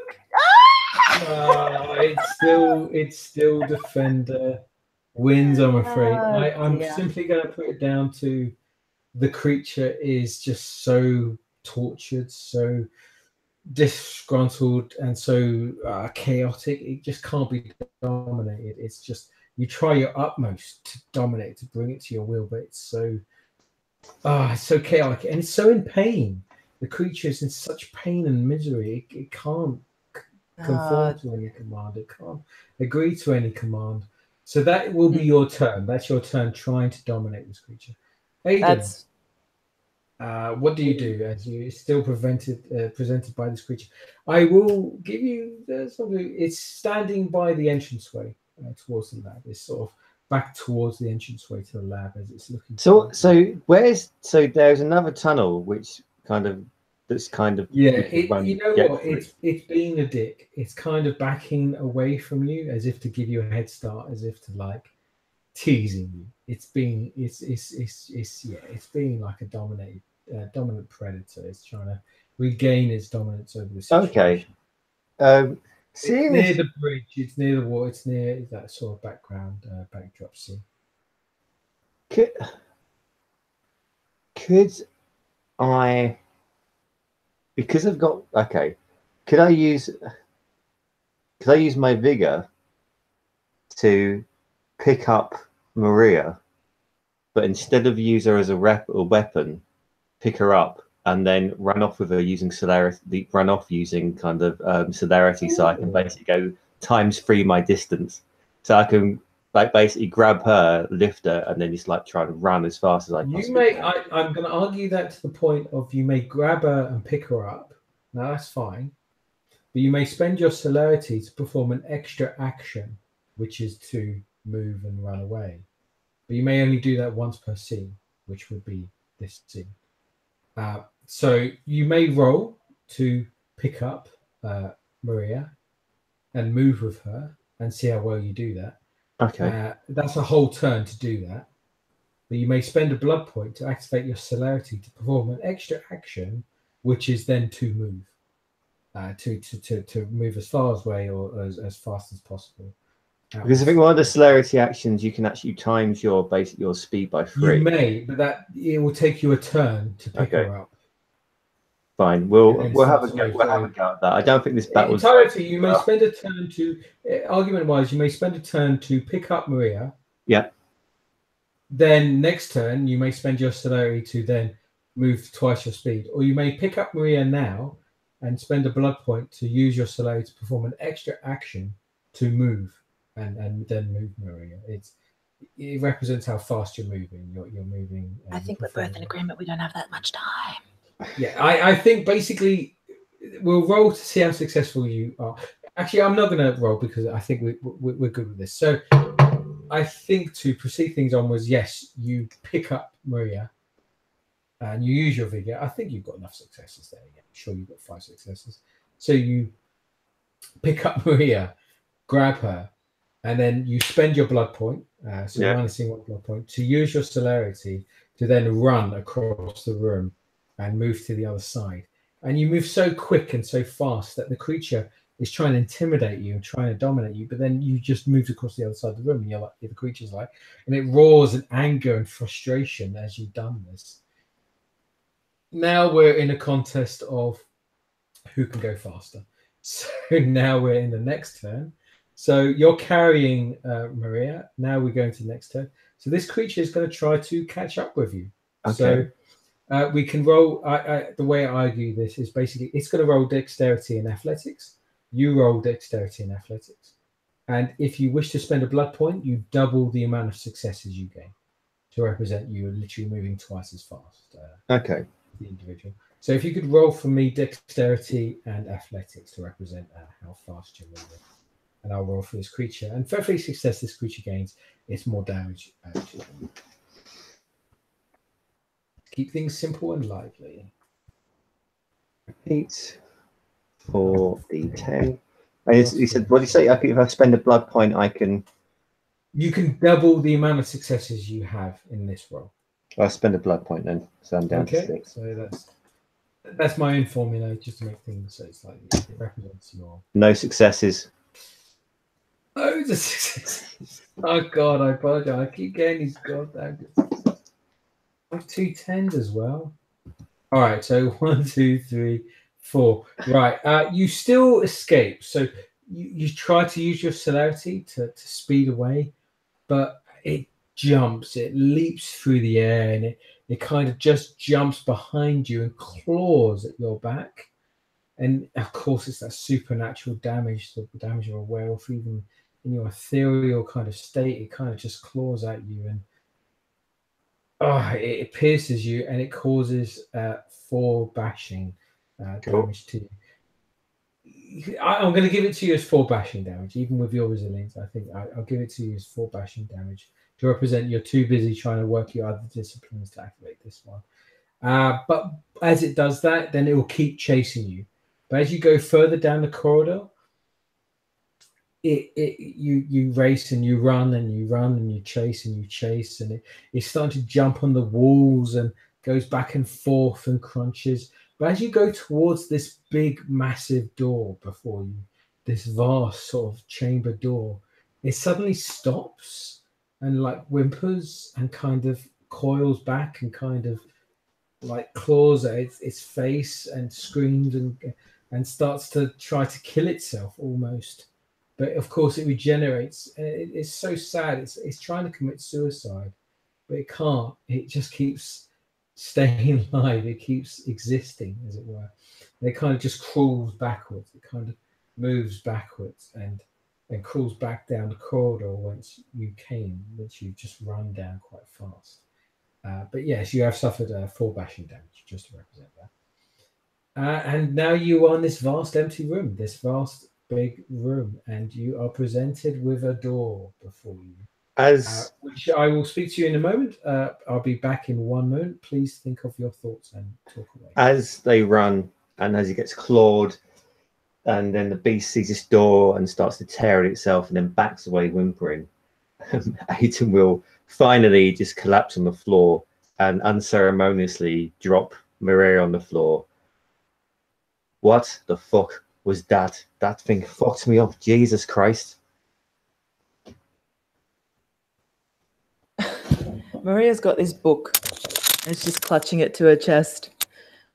And then just starts crying. She's crying? Yeah. Like she'll just start to have like a little sob session. And just whispering something to herself. And she's just like, useless. I'm so fucking useless. Why did they even fucking make me? And then she'll just realize that she needs to keep it together because there's people watching. Oh, where's the decorum? She'll just wipe her blood tears away and go, well, it was spectacular, wasn't it? That is a word for it, yes. Very Still spectacular. Clutching. I wonder if you could rip the brain case out, whether that would have disabled it. Possibly, but I didn't want to try. I wanted to get away, and we got away, and he didn't follow us to this fucking door anyway. So what grander nightmares await?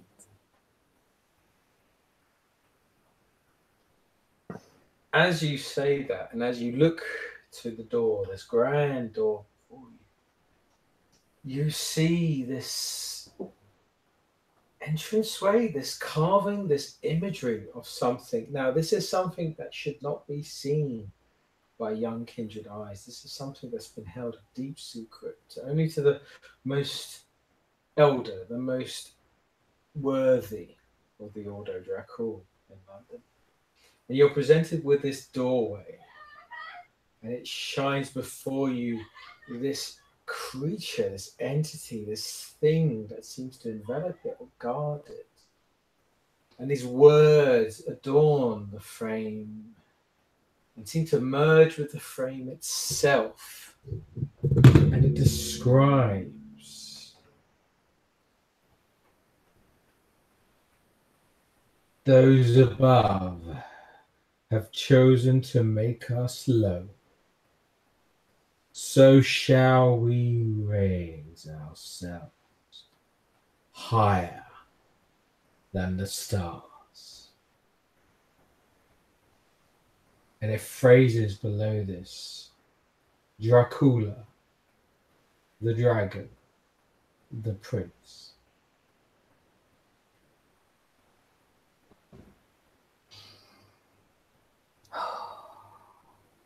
The most sacred of sacred.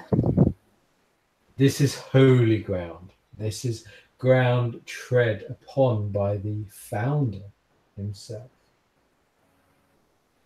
I'm probably not even going to be able to help myself, but to actually like touch and run my hands all over this door because it's fucking beautiful.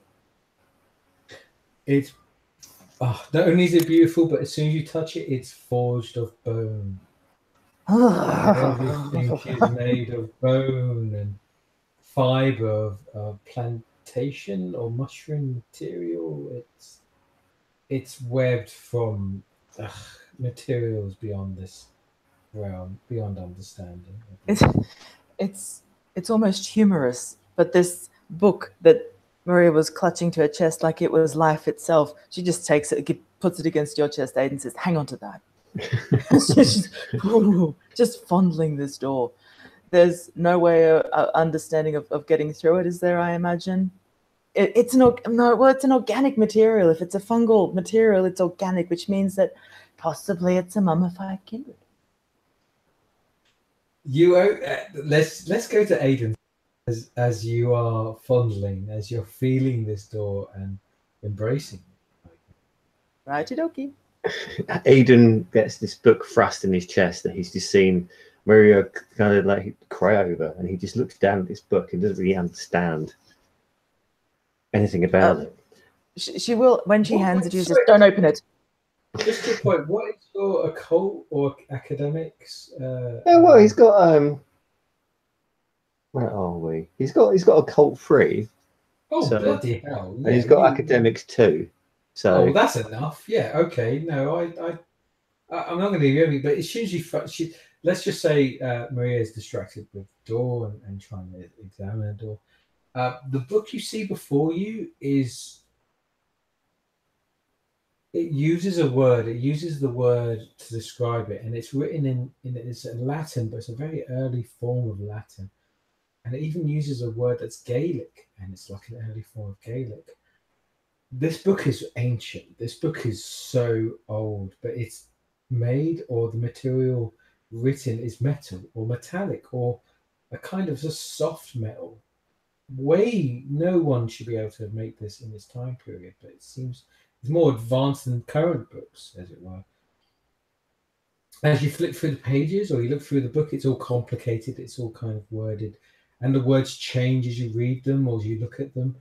But the words themselves have meaning to you, understanding to you. They speak of old stories, and your curse, your essence, your predatory nature just whispers to you, take it.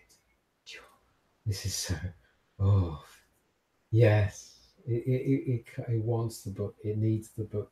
This book is valuable. This book speaks secrets.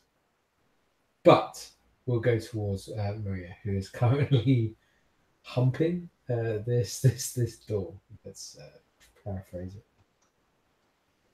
No, not with people watching.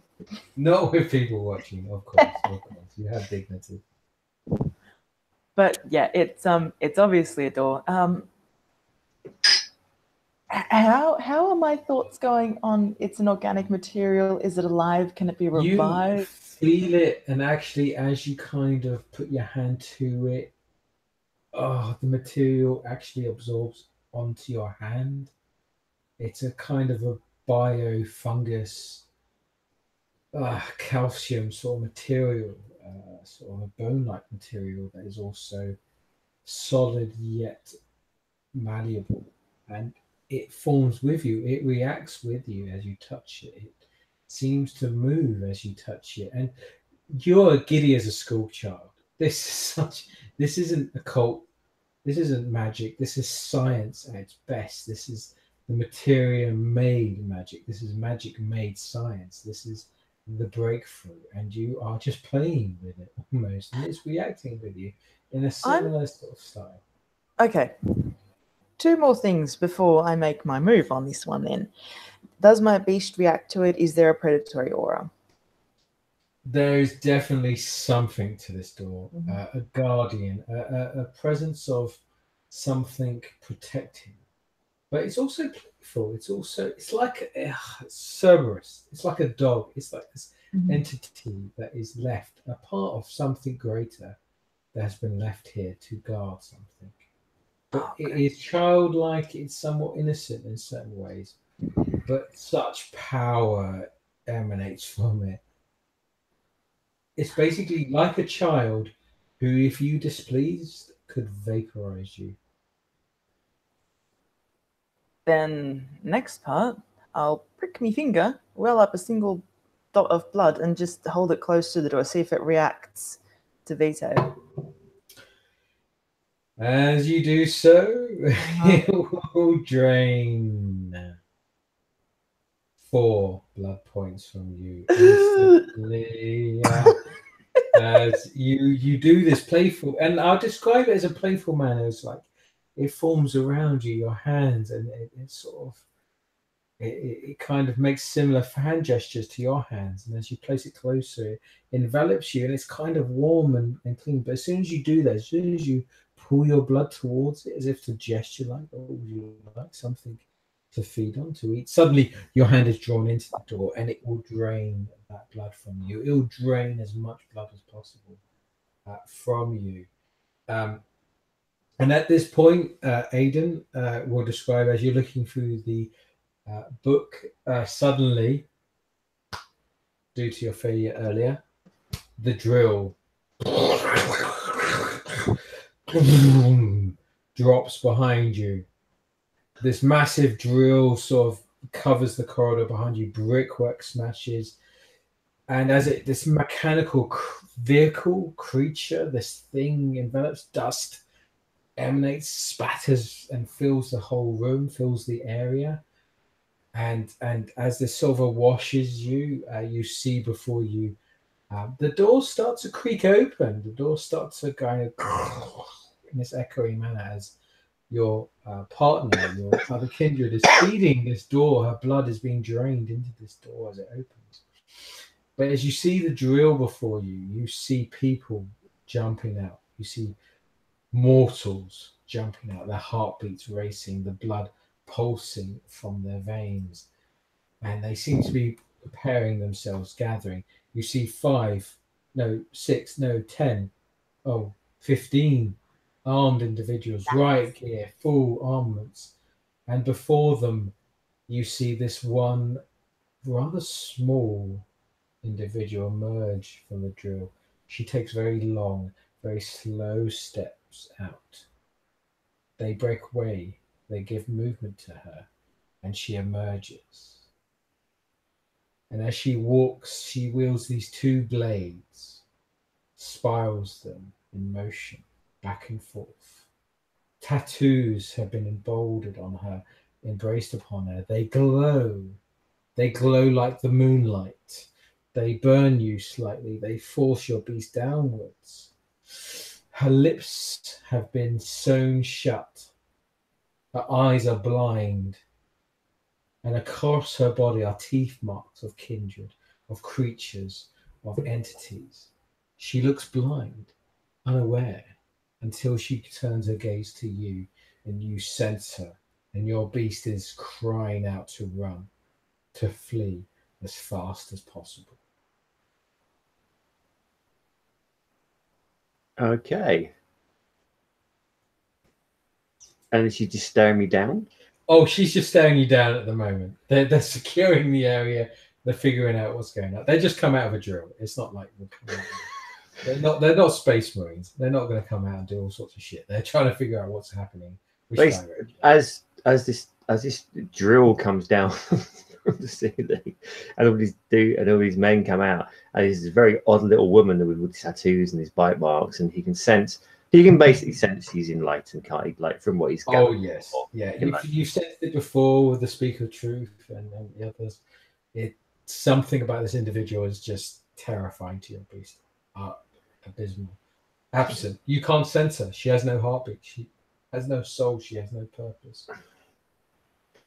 And Aiden will just shout out, "The enlightened are here now. Do what you're doing now, quick."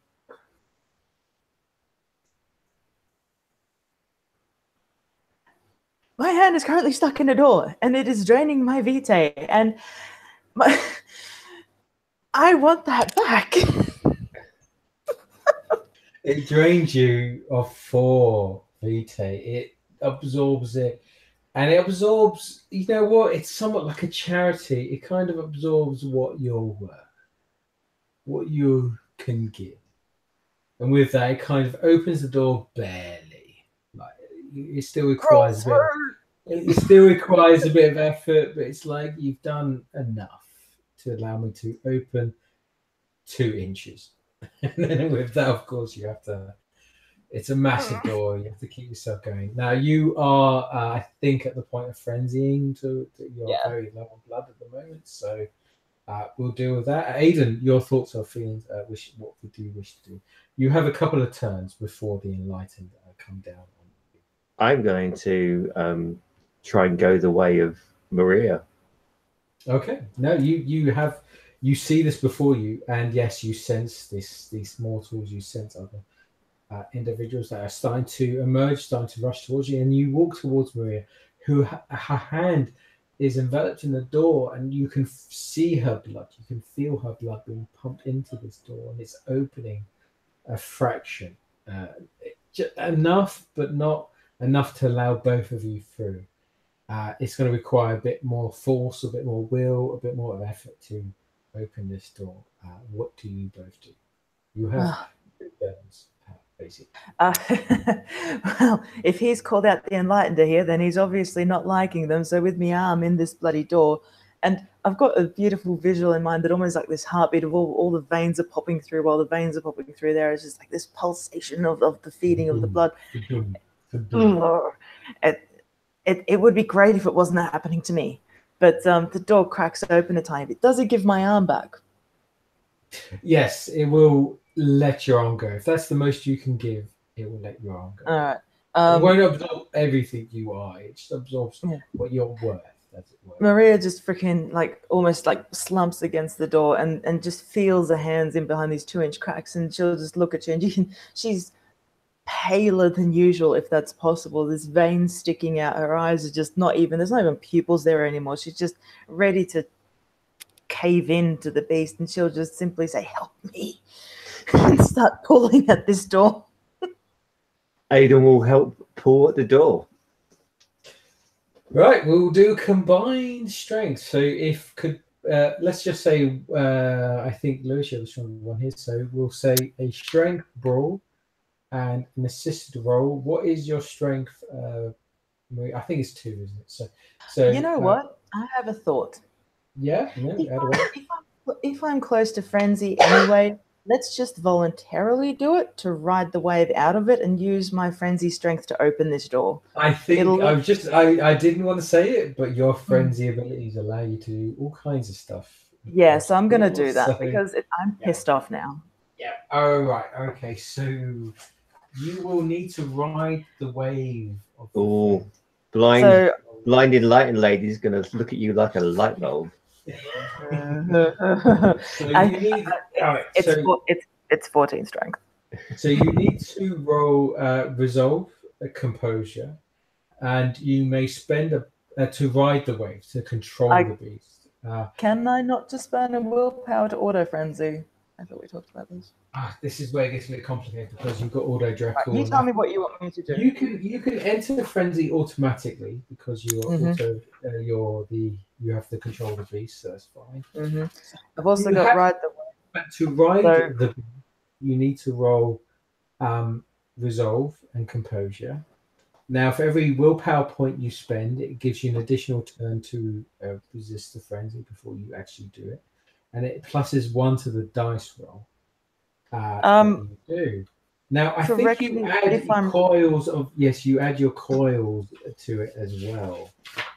So there's a very good chance of you succeeding, basically. See, the thing with that is that I've got ride the wave up to 3, and I do believe that I can nominate a target to frenzy on, and once that's done, the frenzy ends. So literally, I could say, "This is my target. Open the door, frenzy," and then it kicks out. You know what? I think you've got enough there. So you've got enough there to do it. So, I'll actually, to be honest, I'll be right back. Describe a way this door is open 2 inches. To allow you through. So I'm going to give you a few moments to just describe how you reach. You not only have to open this door, but then close it afterwards. So please describe it. I think actually what's going to happen is that a little bit of freaking pride, like she's been fucking useless to the ends of the earth for this scene, and as soon as the words "help me" come out of her vision vitae-less mouth, she actually gets angry with herself and just goes, "No, who the fuck do you think you are? You don't need help. Remember who the fuck you are." And it almost winds up like a Tesla coil inside of her heart, and she'll just frenzy at the door and rip it open if she can. It's almost, and if you even come near her, I think she'll try to push you away. It's like, "No, fuck you, I can do this." He'll come out. Aiden will go over, but then when he'll see her face turn dark, and he'll just sense what's going on. He'll just take a step back, look back at the Enlightened, and then look at the monstrosity of this thing, and then looking forward to him at this monstrosity of a kindred in front of him as well. That's now going to go ape shit on this door, and just sit back and enjoy the show, see what happens, and just think when he should try and get through. Because if she's frenzying or losing it, then obviously she's a danger to him as well. And you have got the book, so realistically, if this works, you can just, crawl between the legs and go in. It's not me that's important now, it's you. You have the book. But the book's for you.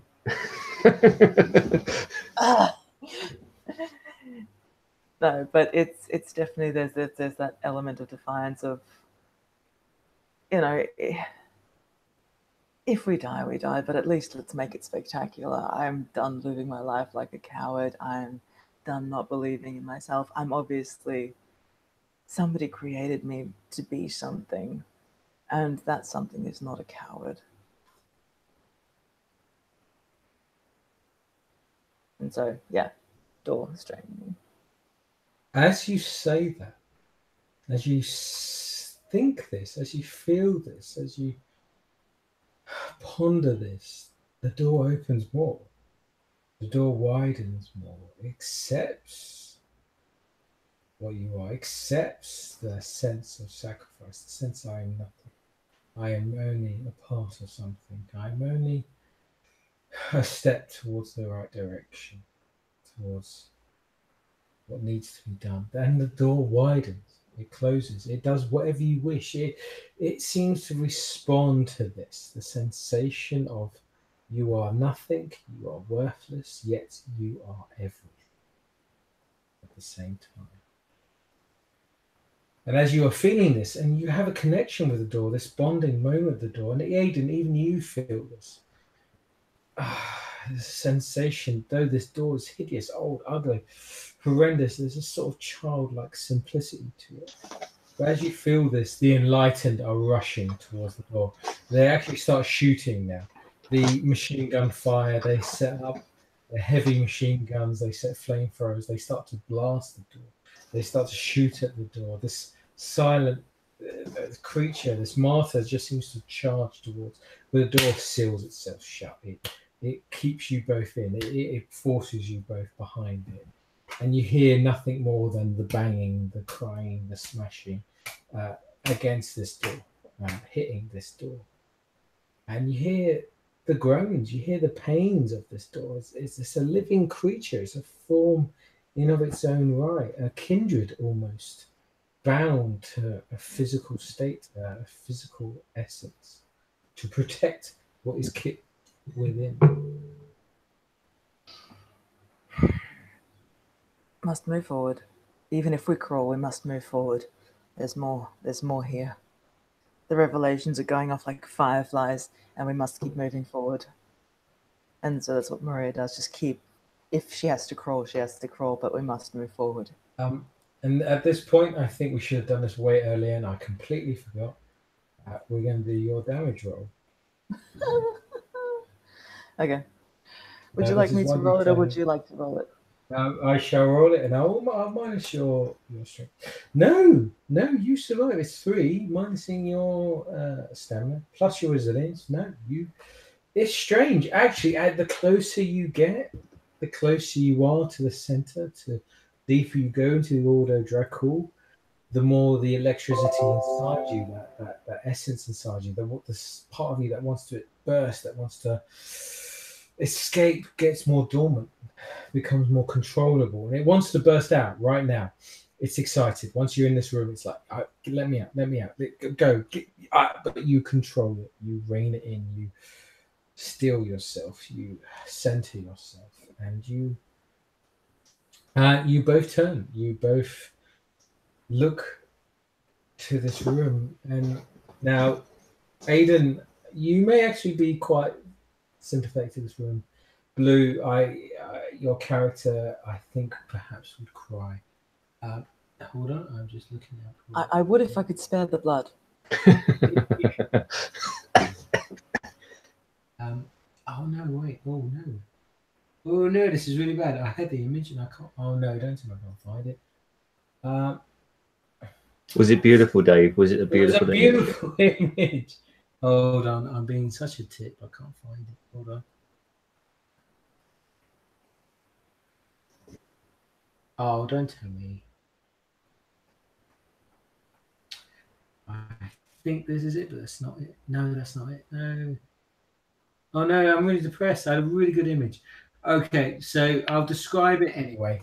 So you walk before you into a vast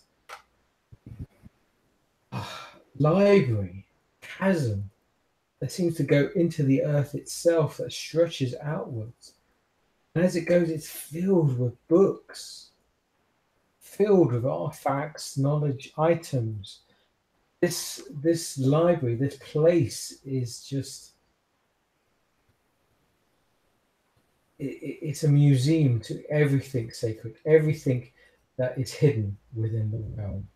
Darkness, it's here, it is present, it is awaiting, it's waiting. This would take lifetimes to search for you, lifetimes to seek to understand.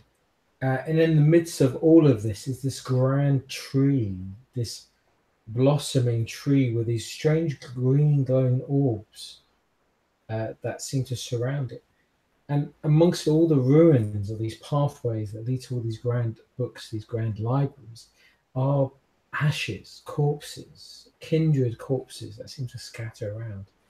And amongst the grass tree that seems to be growing from the center of this place, center of the establishment, seems to be this lightning, this equipment, this steampunk-esque kind of artifacts that seem to surround the tree or seem to be dominating the tree. But I leave it before you to yeah.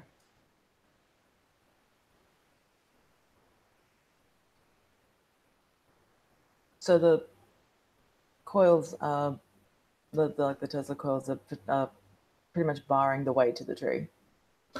Yeah, it seems this tree is the central point of this place. It seems to be the core aspect, but this place just seems to go further along. It seems to just sort of keep going down these corridors, down these paths, down these sort of alleyways, as it were, to further knowledge, further artifacts, further truths. I have the image right here now. Here we go. There we go. Sorry, I had that image in. It's pissing me off. There we go. So it's literally towards the center of this room. These libraries, as they were, just keep going, keep going, keep going. And as you examine these novels, examine these parts, they're like volumes of hidden truth. The actual how the Roman Empire actually fell, how the Ottoman Empire truly fell, how the change, how the Celtics were correcting their religion, how the Rasputin was an enlightened individual. Every fact, every hidden truth is here. And as you look, even the artifacts you see before you, skulls, weaponry, swords, battle axes, armor that seems to react to you as you move by it. This is all kindred history in just one place, one section. What do you look at first? Aiden, what do you do first? Because I know what I'm doing. Aiden is just looking at all of this agog. So, Maria first. Okay. What feeling am I getting from the tree? The tree is in the center of all of this. It's obviously important. The One might tree, even consider it Yggdrasil, the tree of knowledge. tree in the center, of course, this place. By the way, this place has no air. There is no air here. There is no oxygen. There is no way a mortal could live in this environment. And actually, you realize it's the way to preserve the books almost. It's sealed. This is a place where only those immortal may roam, those pure may roam, those worthy of the knowledge may roam. And as you look, you even just look at one section, it's just the whole history of occult, paganistic occult. That's just merely 2 to 3 sections of this library. It delves further into the originality of the pagan ideology or the Egyptian ideology. It just keeps going. This would take you at least 4 to 5 centuries just to search and study all of these volumes, books upon books, knowledge upon knowledge. But the tree in front seems grown. It seems vibrant and lifelike, and it seems to have these bizarre growing green kind of seeds or balls that seem to brighten or illuminate this room, illuminate this area. Some of its sort of seeds seem to float off and sort of light the kind of dark areas in between the massive bookcases, as if guiding, as if enlightening, as if showing the way to those that seek knowledge. This tree is definitely the centerpiece. And of course, it seems like this artificial equipment is surrounding the tree. Steampunk-esque. It should not be there. The rest of it is somewhat stone-like, medieval, Roman almost. But this new equipment seems not misplaced. It should not be there. Okay. Temporary. So, what feeling am I getting from the tree? Is it an alive entity? Is there a presence there? It's too complex to get in across on words. It gives a sense of like a kindred, like another entity, like another creature of the supernatural. Right.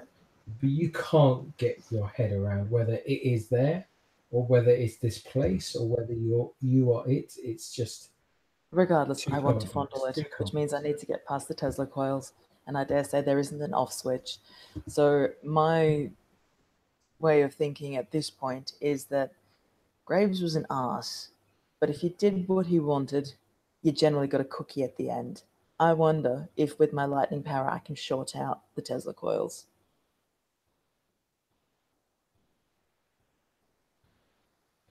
You will proceed further forward down these steps towards this tree, towards the centerpiece. This equipment, this sort of steampunk. And as you go further towards it, it seems like a gateway, the stone arch sort of gateway that's been assembled in front of this tree. And as you proceed further forward, you see nothing but more skeletons, more bones, the ash of kindred. Now, this seems like it was like a last stand. This was a place where the kindred had gathered to form a defense, as it were, against whatever was attacking them. But they have failed utterly. There's no sign of fighting. There's no sign of real structural damage. These individuals just faded. They seem to have evaporated, as it were. But this archway has still got life in it. It's still emanating something, a power, a flow, a force. It's so weak, it seems to barely still be alive. And I'll say this to you now, and we'll zoom into other character. But you see before you a control panel that has a big, massive dial that has a plus symbol, and another massive dial that has a negative symbol. Great. Okay, I know what I'm doing. Okay, well, we'll go towards our other character who has fought valiantly to be here. So, Aidan, what do you do in this vast library of knowledge and power in the Ordo Dracul? If he's there, I think he's not there, so he may have gone. So, Possibly not. No, okay, yeah, he's gone. So we'll go to you. So you simply, there's a control panel before you with a plus and negative sign, and I have a the plus and negative electricity, sign on of my course, wants to come out of you. It wants to emanate from you. It wants to go into this control panel. Again, might be the stupidest thing, or maybe I'm just the key. So plus symbol, minus second symbol, hands against the wall. Let's complete the circuit. So you do so. Yeah. As you do. As you go before this tree. Sorry, I do have an image. Yes, you go before this strange, like, bizarre tree with these long C's that glow this sort of bright green. Now, this tree itself is just emanating this bizarre supernatural quality. Even you as a kindred can't quite get your head around or can't quite comprehend. But as you place your hands on the terminal, the plus, the minus, suddenly, all that electricity, all that energy, all that essence of you is just drained and is pulled into the machine. It drains everything out of you, every essence, every part of you out. All the energy you were storing is gone. The part of you that was exploding, the part of you that wanted to just rip everything apart is gone. And machinery whirls around you.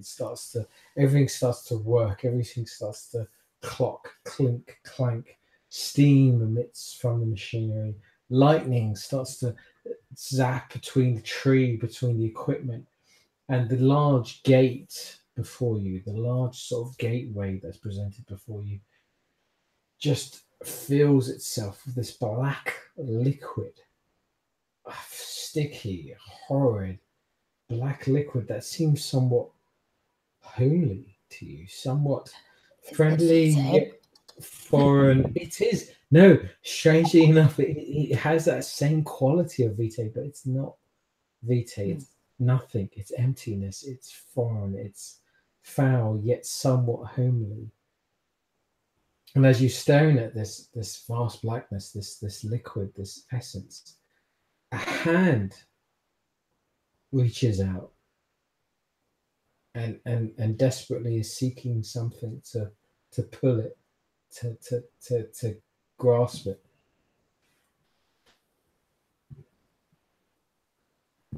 Nothing ventured, nothing gained. Take the hand and give it a yank. As you yank the hand, as this hand emerges fully, it's covered in these sort of black kind of tattoos, these black markings. Very Egyptian, very Northern African or African in origin. And as they fall, this body falls in front of you. Steam rises from the body, and it's shaking, it's shivering, it's it's crippled, it's small, but it seems to get larger. It seems to get more formed, as if it's adapting to its new environment, to its new world. And as it kind of forms, as it shakes, it looks up to you and just simply looks to you and goes,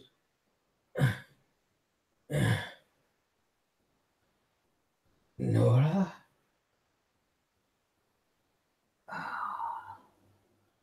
How did you manage to get yourself in there? It is so good to see you on you again.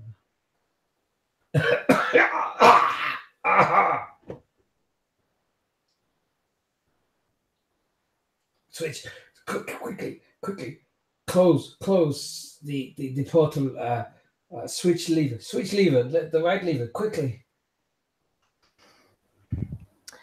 Close the circuit, switch the lever, whatever. And as you do that, as you kind of reach the lever, the lightning kind of goes back into the portal. But as the portal starts to close, these bizarre creatures, these things force their way through. They have these great beady eyes, these sort of wings that sort of emerge from the portal. Feathers, these kind of black feathers kind of emerge and scatter in front of you, crying, screeching at you like a kindred in their presence, kindred in their dominance. But it's enough to scare, frighten you still, but give you a moment to pause. But they will fade. It seems whatever lightning, whatever energy there is protecting you, but stopping them from entering this world.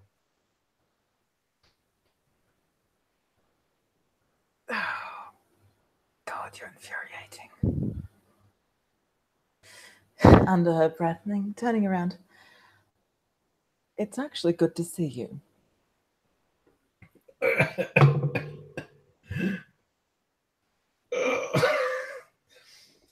As you look to Grace, he looks awful.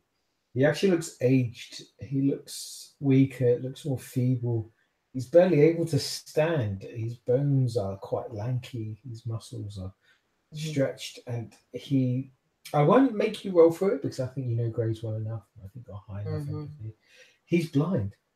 He's sort of feeling out the environment, but he knows enough to try and make himself more present. But he's feeling out the environment to sort of and present himself that he can see you, but of course he can't. I knew you would be.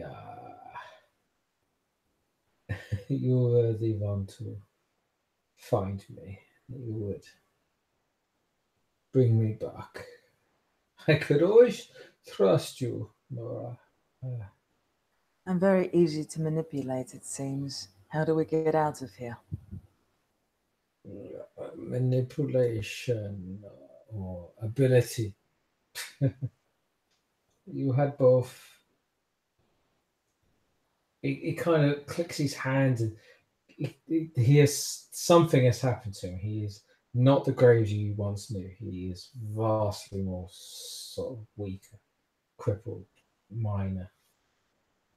By the way, as this is all going on, if you're still around, we can go to Hello. you. Yes, because if you are around, this is all happening as you're looking around the library. Your character has just witnessed Maria going towards the center tree, towards the main area, and basically activating the machinery to activate this portal that brings forth these creatures and entities. But you are free to explore the library, the area around you. What does your character do? How do you react? If he's in this library, he will look towards anything he can find on the history of his own bloodline. Wow. Yes. And funny enough, as you look, you see bloodlines, clans, original, unoriginal, mutations. It goes on and on and on. But as you look to banshees, you look to their history, and now you discover some books some hidden truths. Now,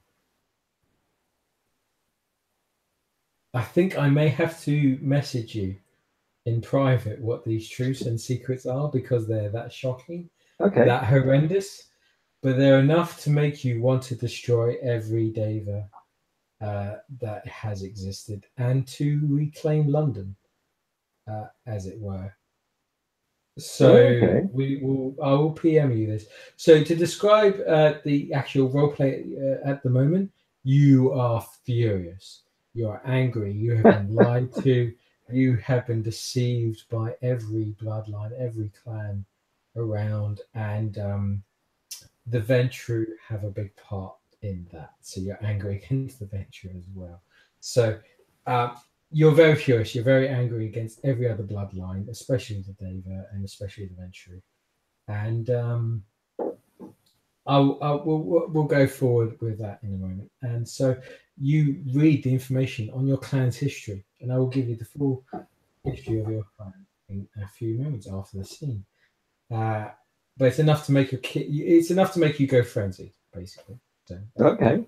we'll work on it at the moment. So you will now, but we'll continue. This takes you some time. You're reading up all the information of your plan, all the information of how you was betrayed, how you was violated, as it were.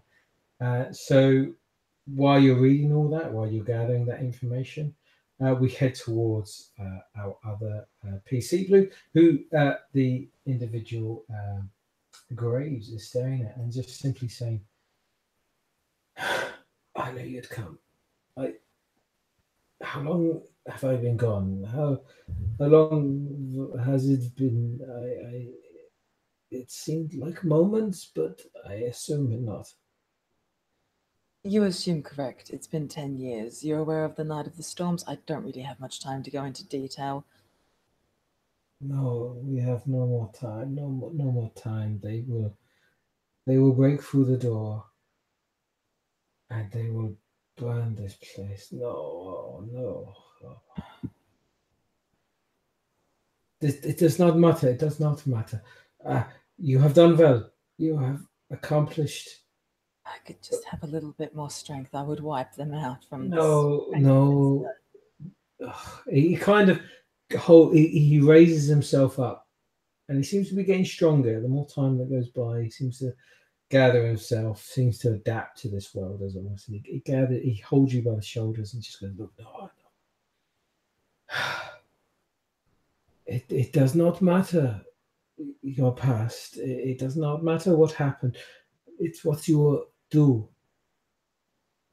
What you do with the Ordo Dracul now. That is what matters. This place can burn. This place can be eradicated. But the truth will always be there in the books, in the knowledge. You must rebuild it. Yeah, you must.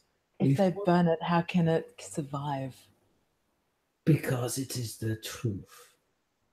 You cannot burn the truth. It is always there, always hidden. It's up to you to find it.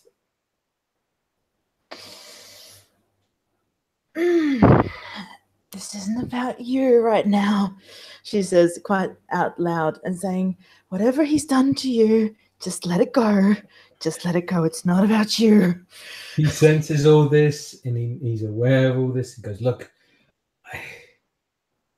I have made so many mistakes. It's not about you either, Graves. It's not about either of us. It's about what needs to survive right now. I've made so many mistakes. The only option I can give you is this. This is the only way to defeat her. The angel Ciliana. She has been defeated before. She has been destroyed before. It was banished into the shadow realm. I went there to find it, and I found it, and I do not wish to pass this burden to you, but it must be placed in a kindred. It must be placed on a kindred, and it is the weapon. It is the awakened dragon. It is the sleeping dragon. Take it. Take it. He kind of offers you a black bone finger, a finger bone that is entirely black and engraved and marked. And its very essence is ethereal. It's mutated, it's molded, it's liquid and physical at the same time. She'll take it. You must place it into a kindred. Oh, God help the one you do it to, but it is the only way to destroy her. The only way to save our kind. We must rise above them. We must be more than it. Once we've done so, he will acknowledge us as equals. I'm so tired.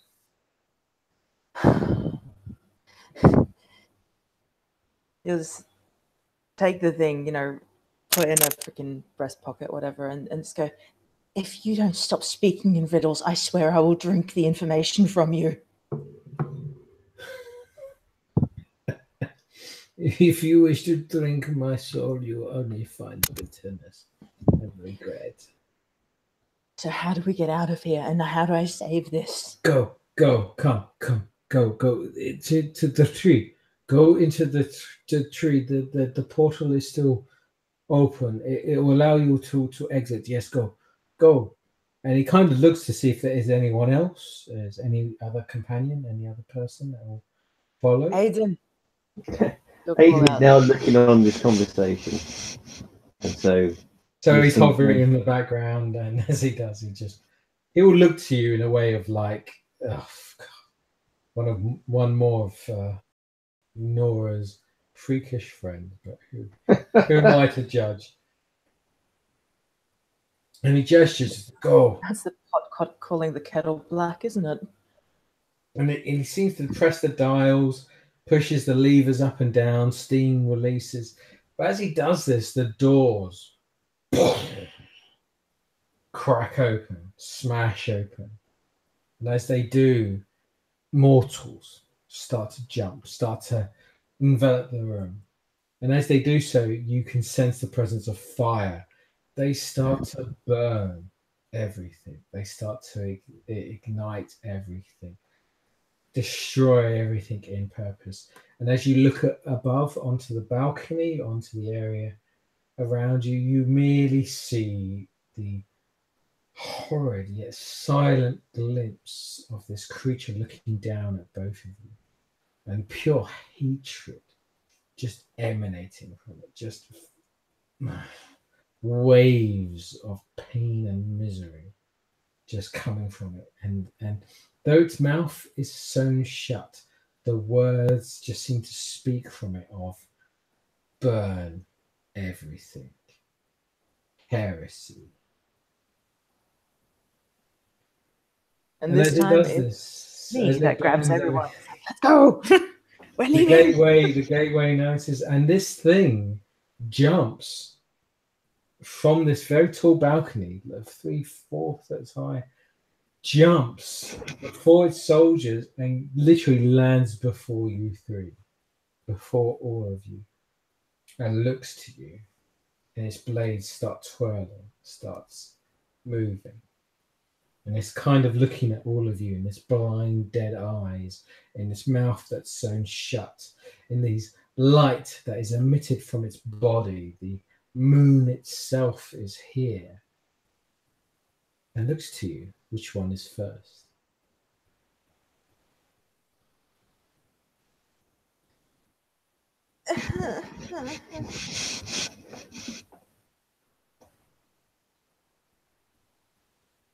Good God.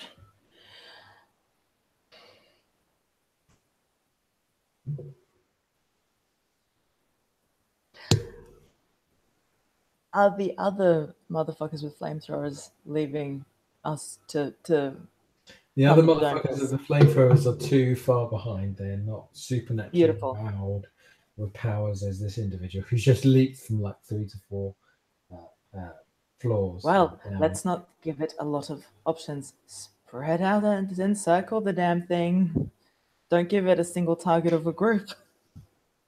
So I'm happily going to say 3 turns go by as this all happens before the gateway opens, the tree opens to allow you. Oh, God. So 3 turns. So please, if everyone could roll me initiative, and I'll roll initiative for this individual. Mighty. That is your dexterity plus composure plus a d10. I'll just roll for this creature first. 4. 1, 2. Oi, oi, oi, oi.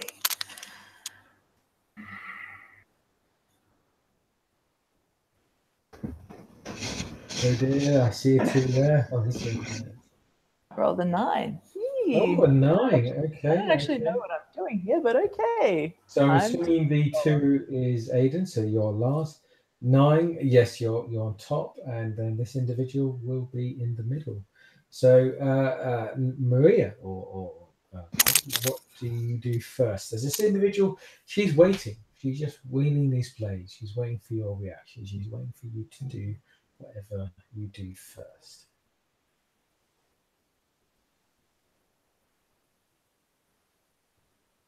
I just want to get towards the gate. Quite honestly, I have no intention. You may of spend a full hiding. turn to dodge. You may actually just dodge. So whatever she does, Yeah. to you, just like get out of the way. I'm spending a turn dodging. I can't take this on. I can't take anything on. I haven't got the That's fucking fair fighting enough. No, skill for that's it. your turn. No, that's fine. That's you can make preemptive dodge there. So you spent your turn dodge. We'll deal with that in a moment. And now this will be this creature, this entity, this thing. It will just simply suddenly whirling these blades. It will hold them, and then like so fast, her movement is so quick. She moves to just fight, to combat both of you at the same time. As she does so, her blades are like fire, burning acid. So we're going to do 2 attack rolls from her on both of you, and her dice pool is quite a bit. So we'll see what happens. So as the Martyr of Silence, so it's 4 plus 5, and then the damage is 3. So 4 plus, so it's 9 dice. So if what is your defense, Aiden or Lewis? So bear with me a second. I think my defense is 2. So it's 7 against you. 2 successes plus 2, so that is 4 aggravated damage. Okay. She just simply waves her blade across your chest or across whatever limb you use to defend yourself. Mm-hmm. And normally a blade would just only sort of, carve you or go through you, but the blade itself just goes. But that 4 aggravated damage is converted to 4 lethal due to your resilience. And we'll go now to Blue. What is your defense? So your defense is, what is your defense, Blue? 2. Because you're dodging, you may double that. So that is 4 dice. And now you roll those dice, and for every success you have, you minus to my success. Okie. So you could ignore every hit. It depends. This person will cause 2 automatic damage, but you don't ignore that. So Oh, come on, type. Why don't you type? it's 4 plus. There's 8 dice. No successes. Oh, I got a bizarre message.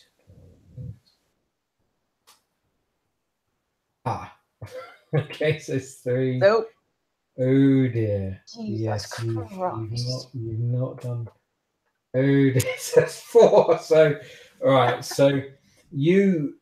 Okay, so Lewis, this individual, this creature, just simply just sort of windmills its way through both of you. It seems to attack you instantly, then attack the other individual.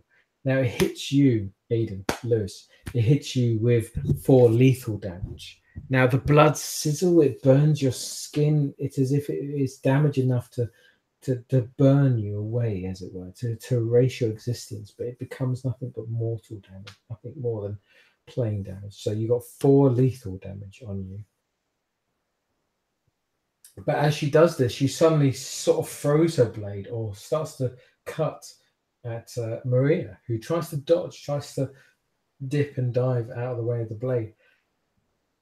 But as she does so, you get hit even worse. The blade just pierces your left arm, your sort of upper sort of left arm, and you suffer 1, 2, 3, 4 aggravated damage. And I think you've got resilience 2, so 2 of that is converted to lethal.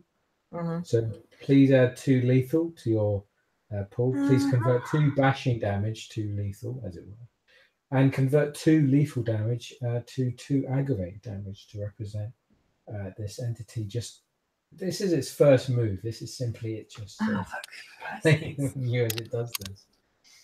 And then we'll go to turn 2, and this is turn 2. So again, I believe Aiden, you are going first.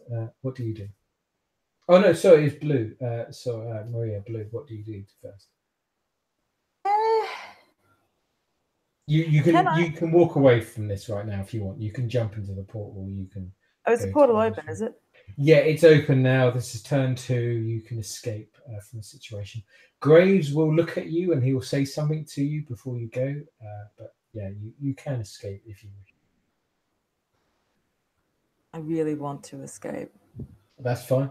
Play the character. Don't worry about anyone else. You've suffered 2 aggravated damage. Actually, you're semi-frenzied at this point because you're so hungry as well.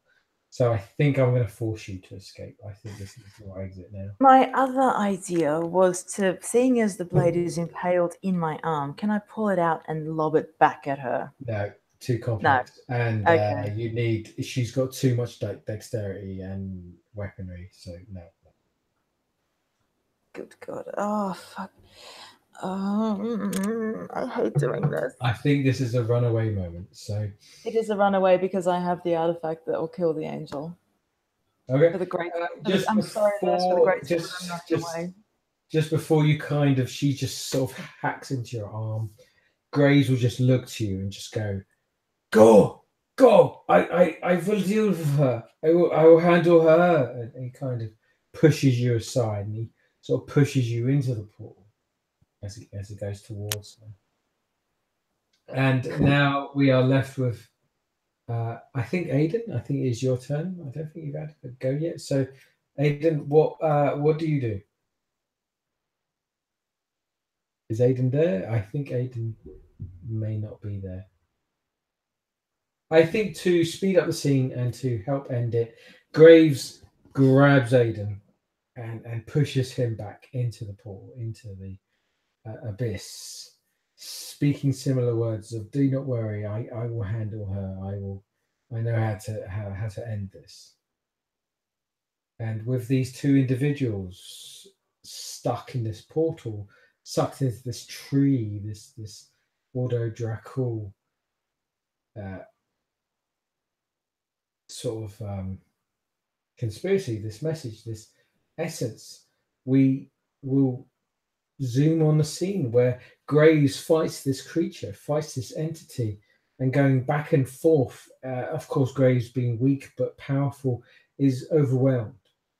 This creature points its blade to his throat, speaking words that it can't speak, but announces. And Graves looks back to it, simply saying, "Adapt or survive. There is always a way to win."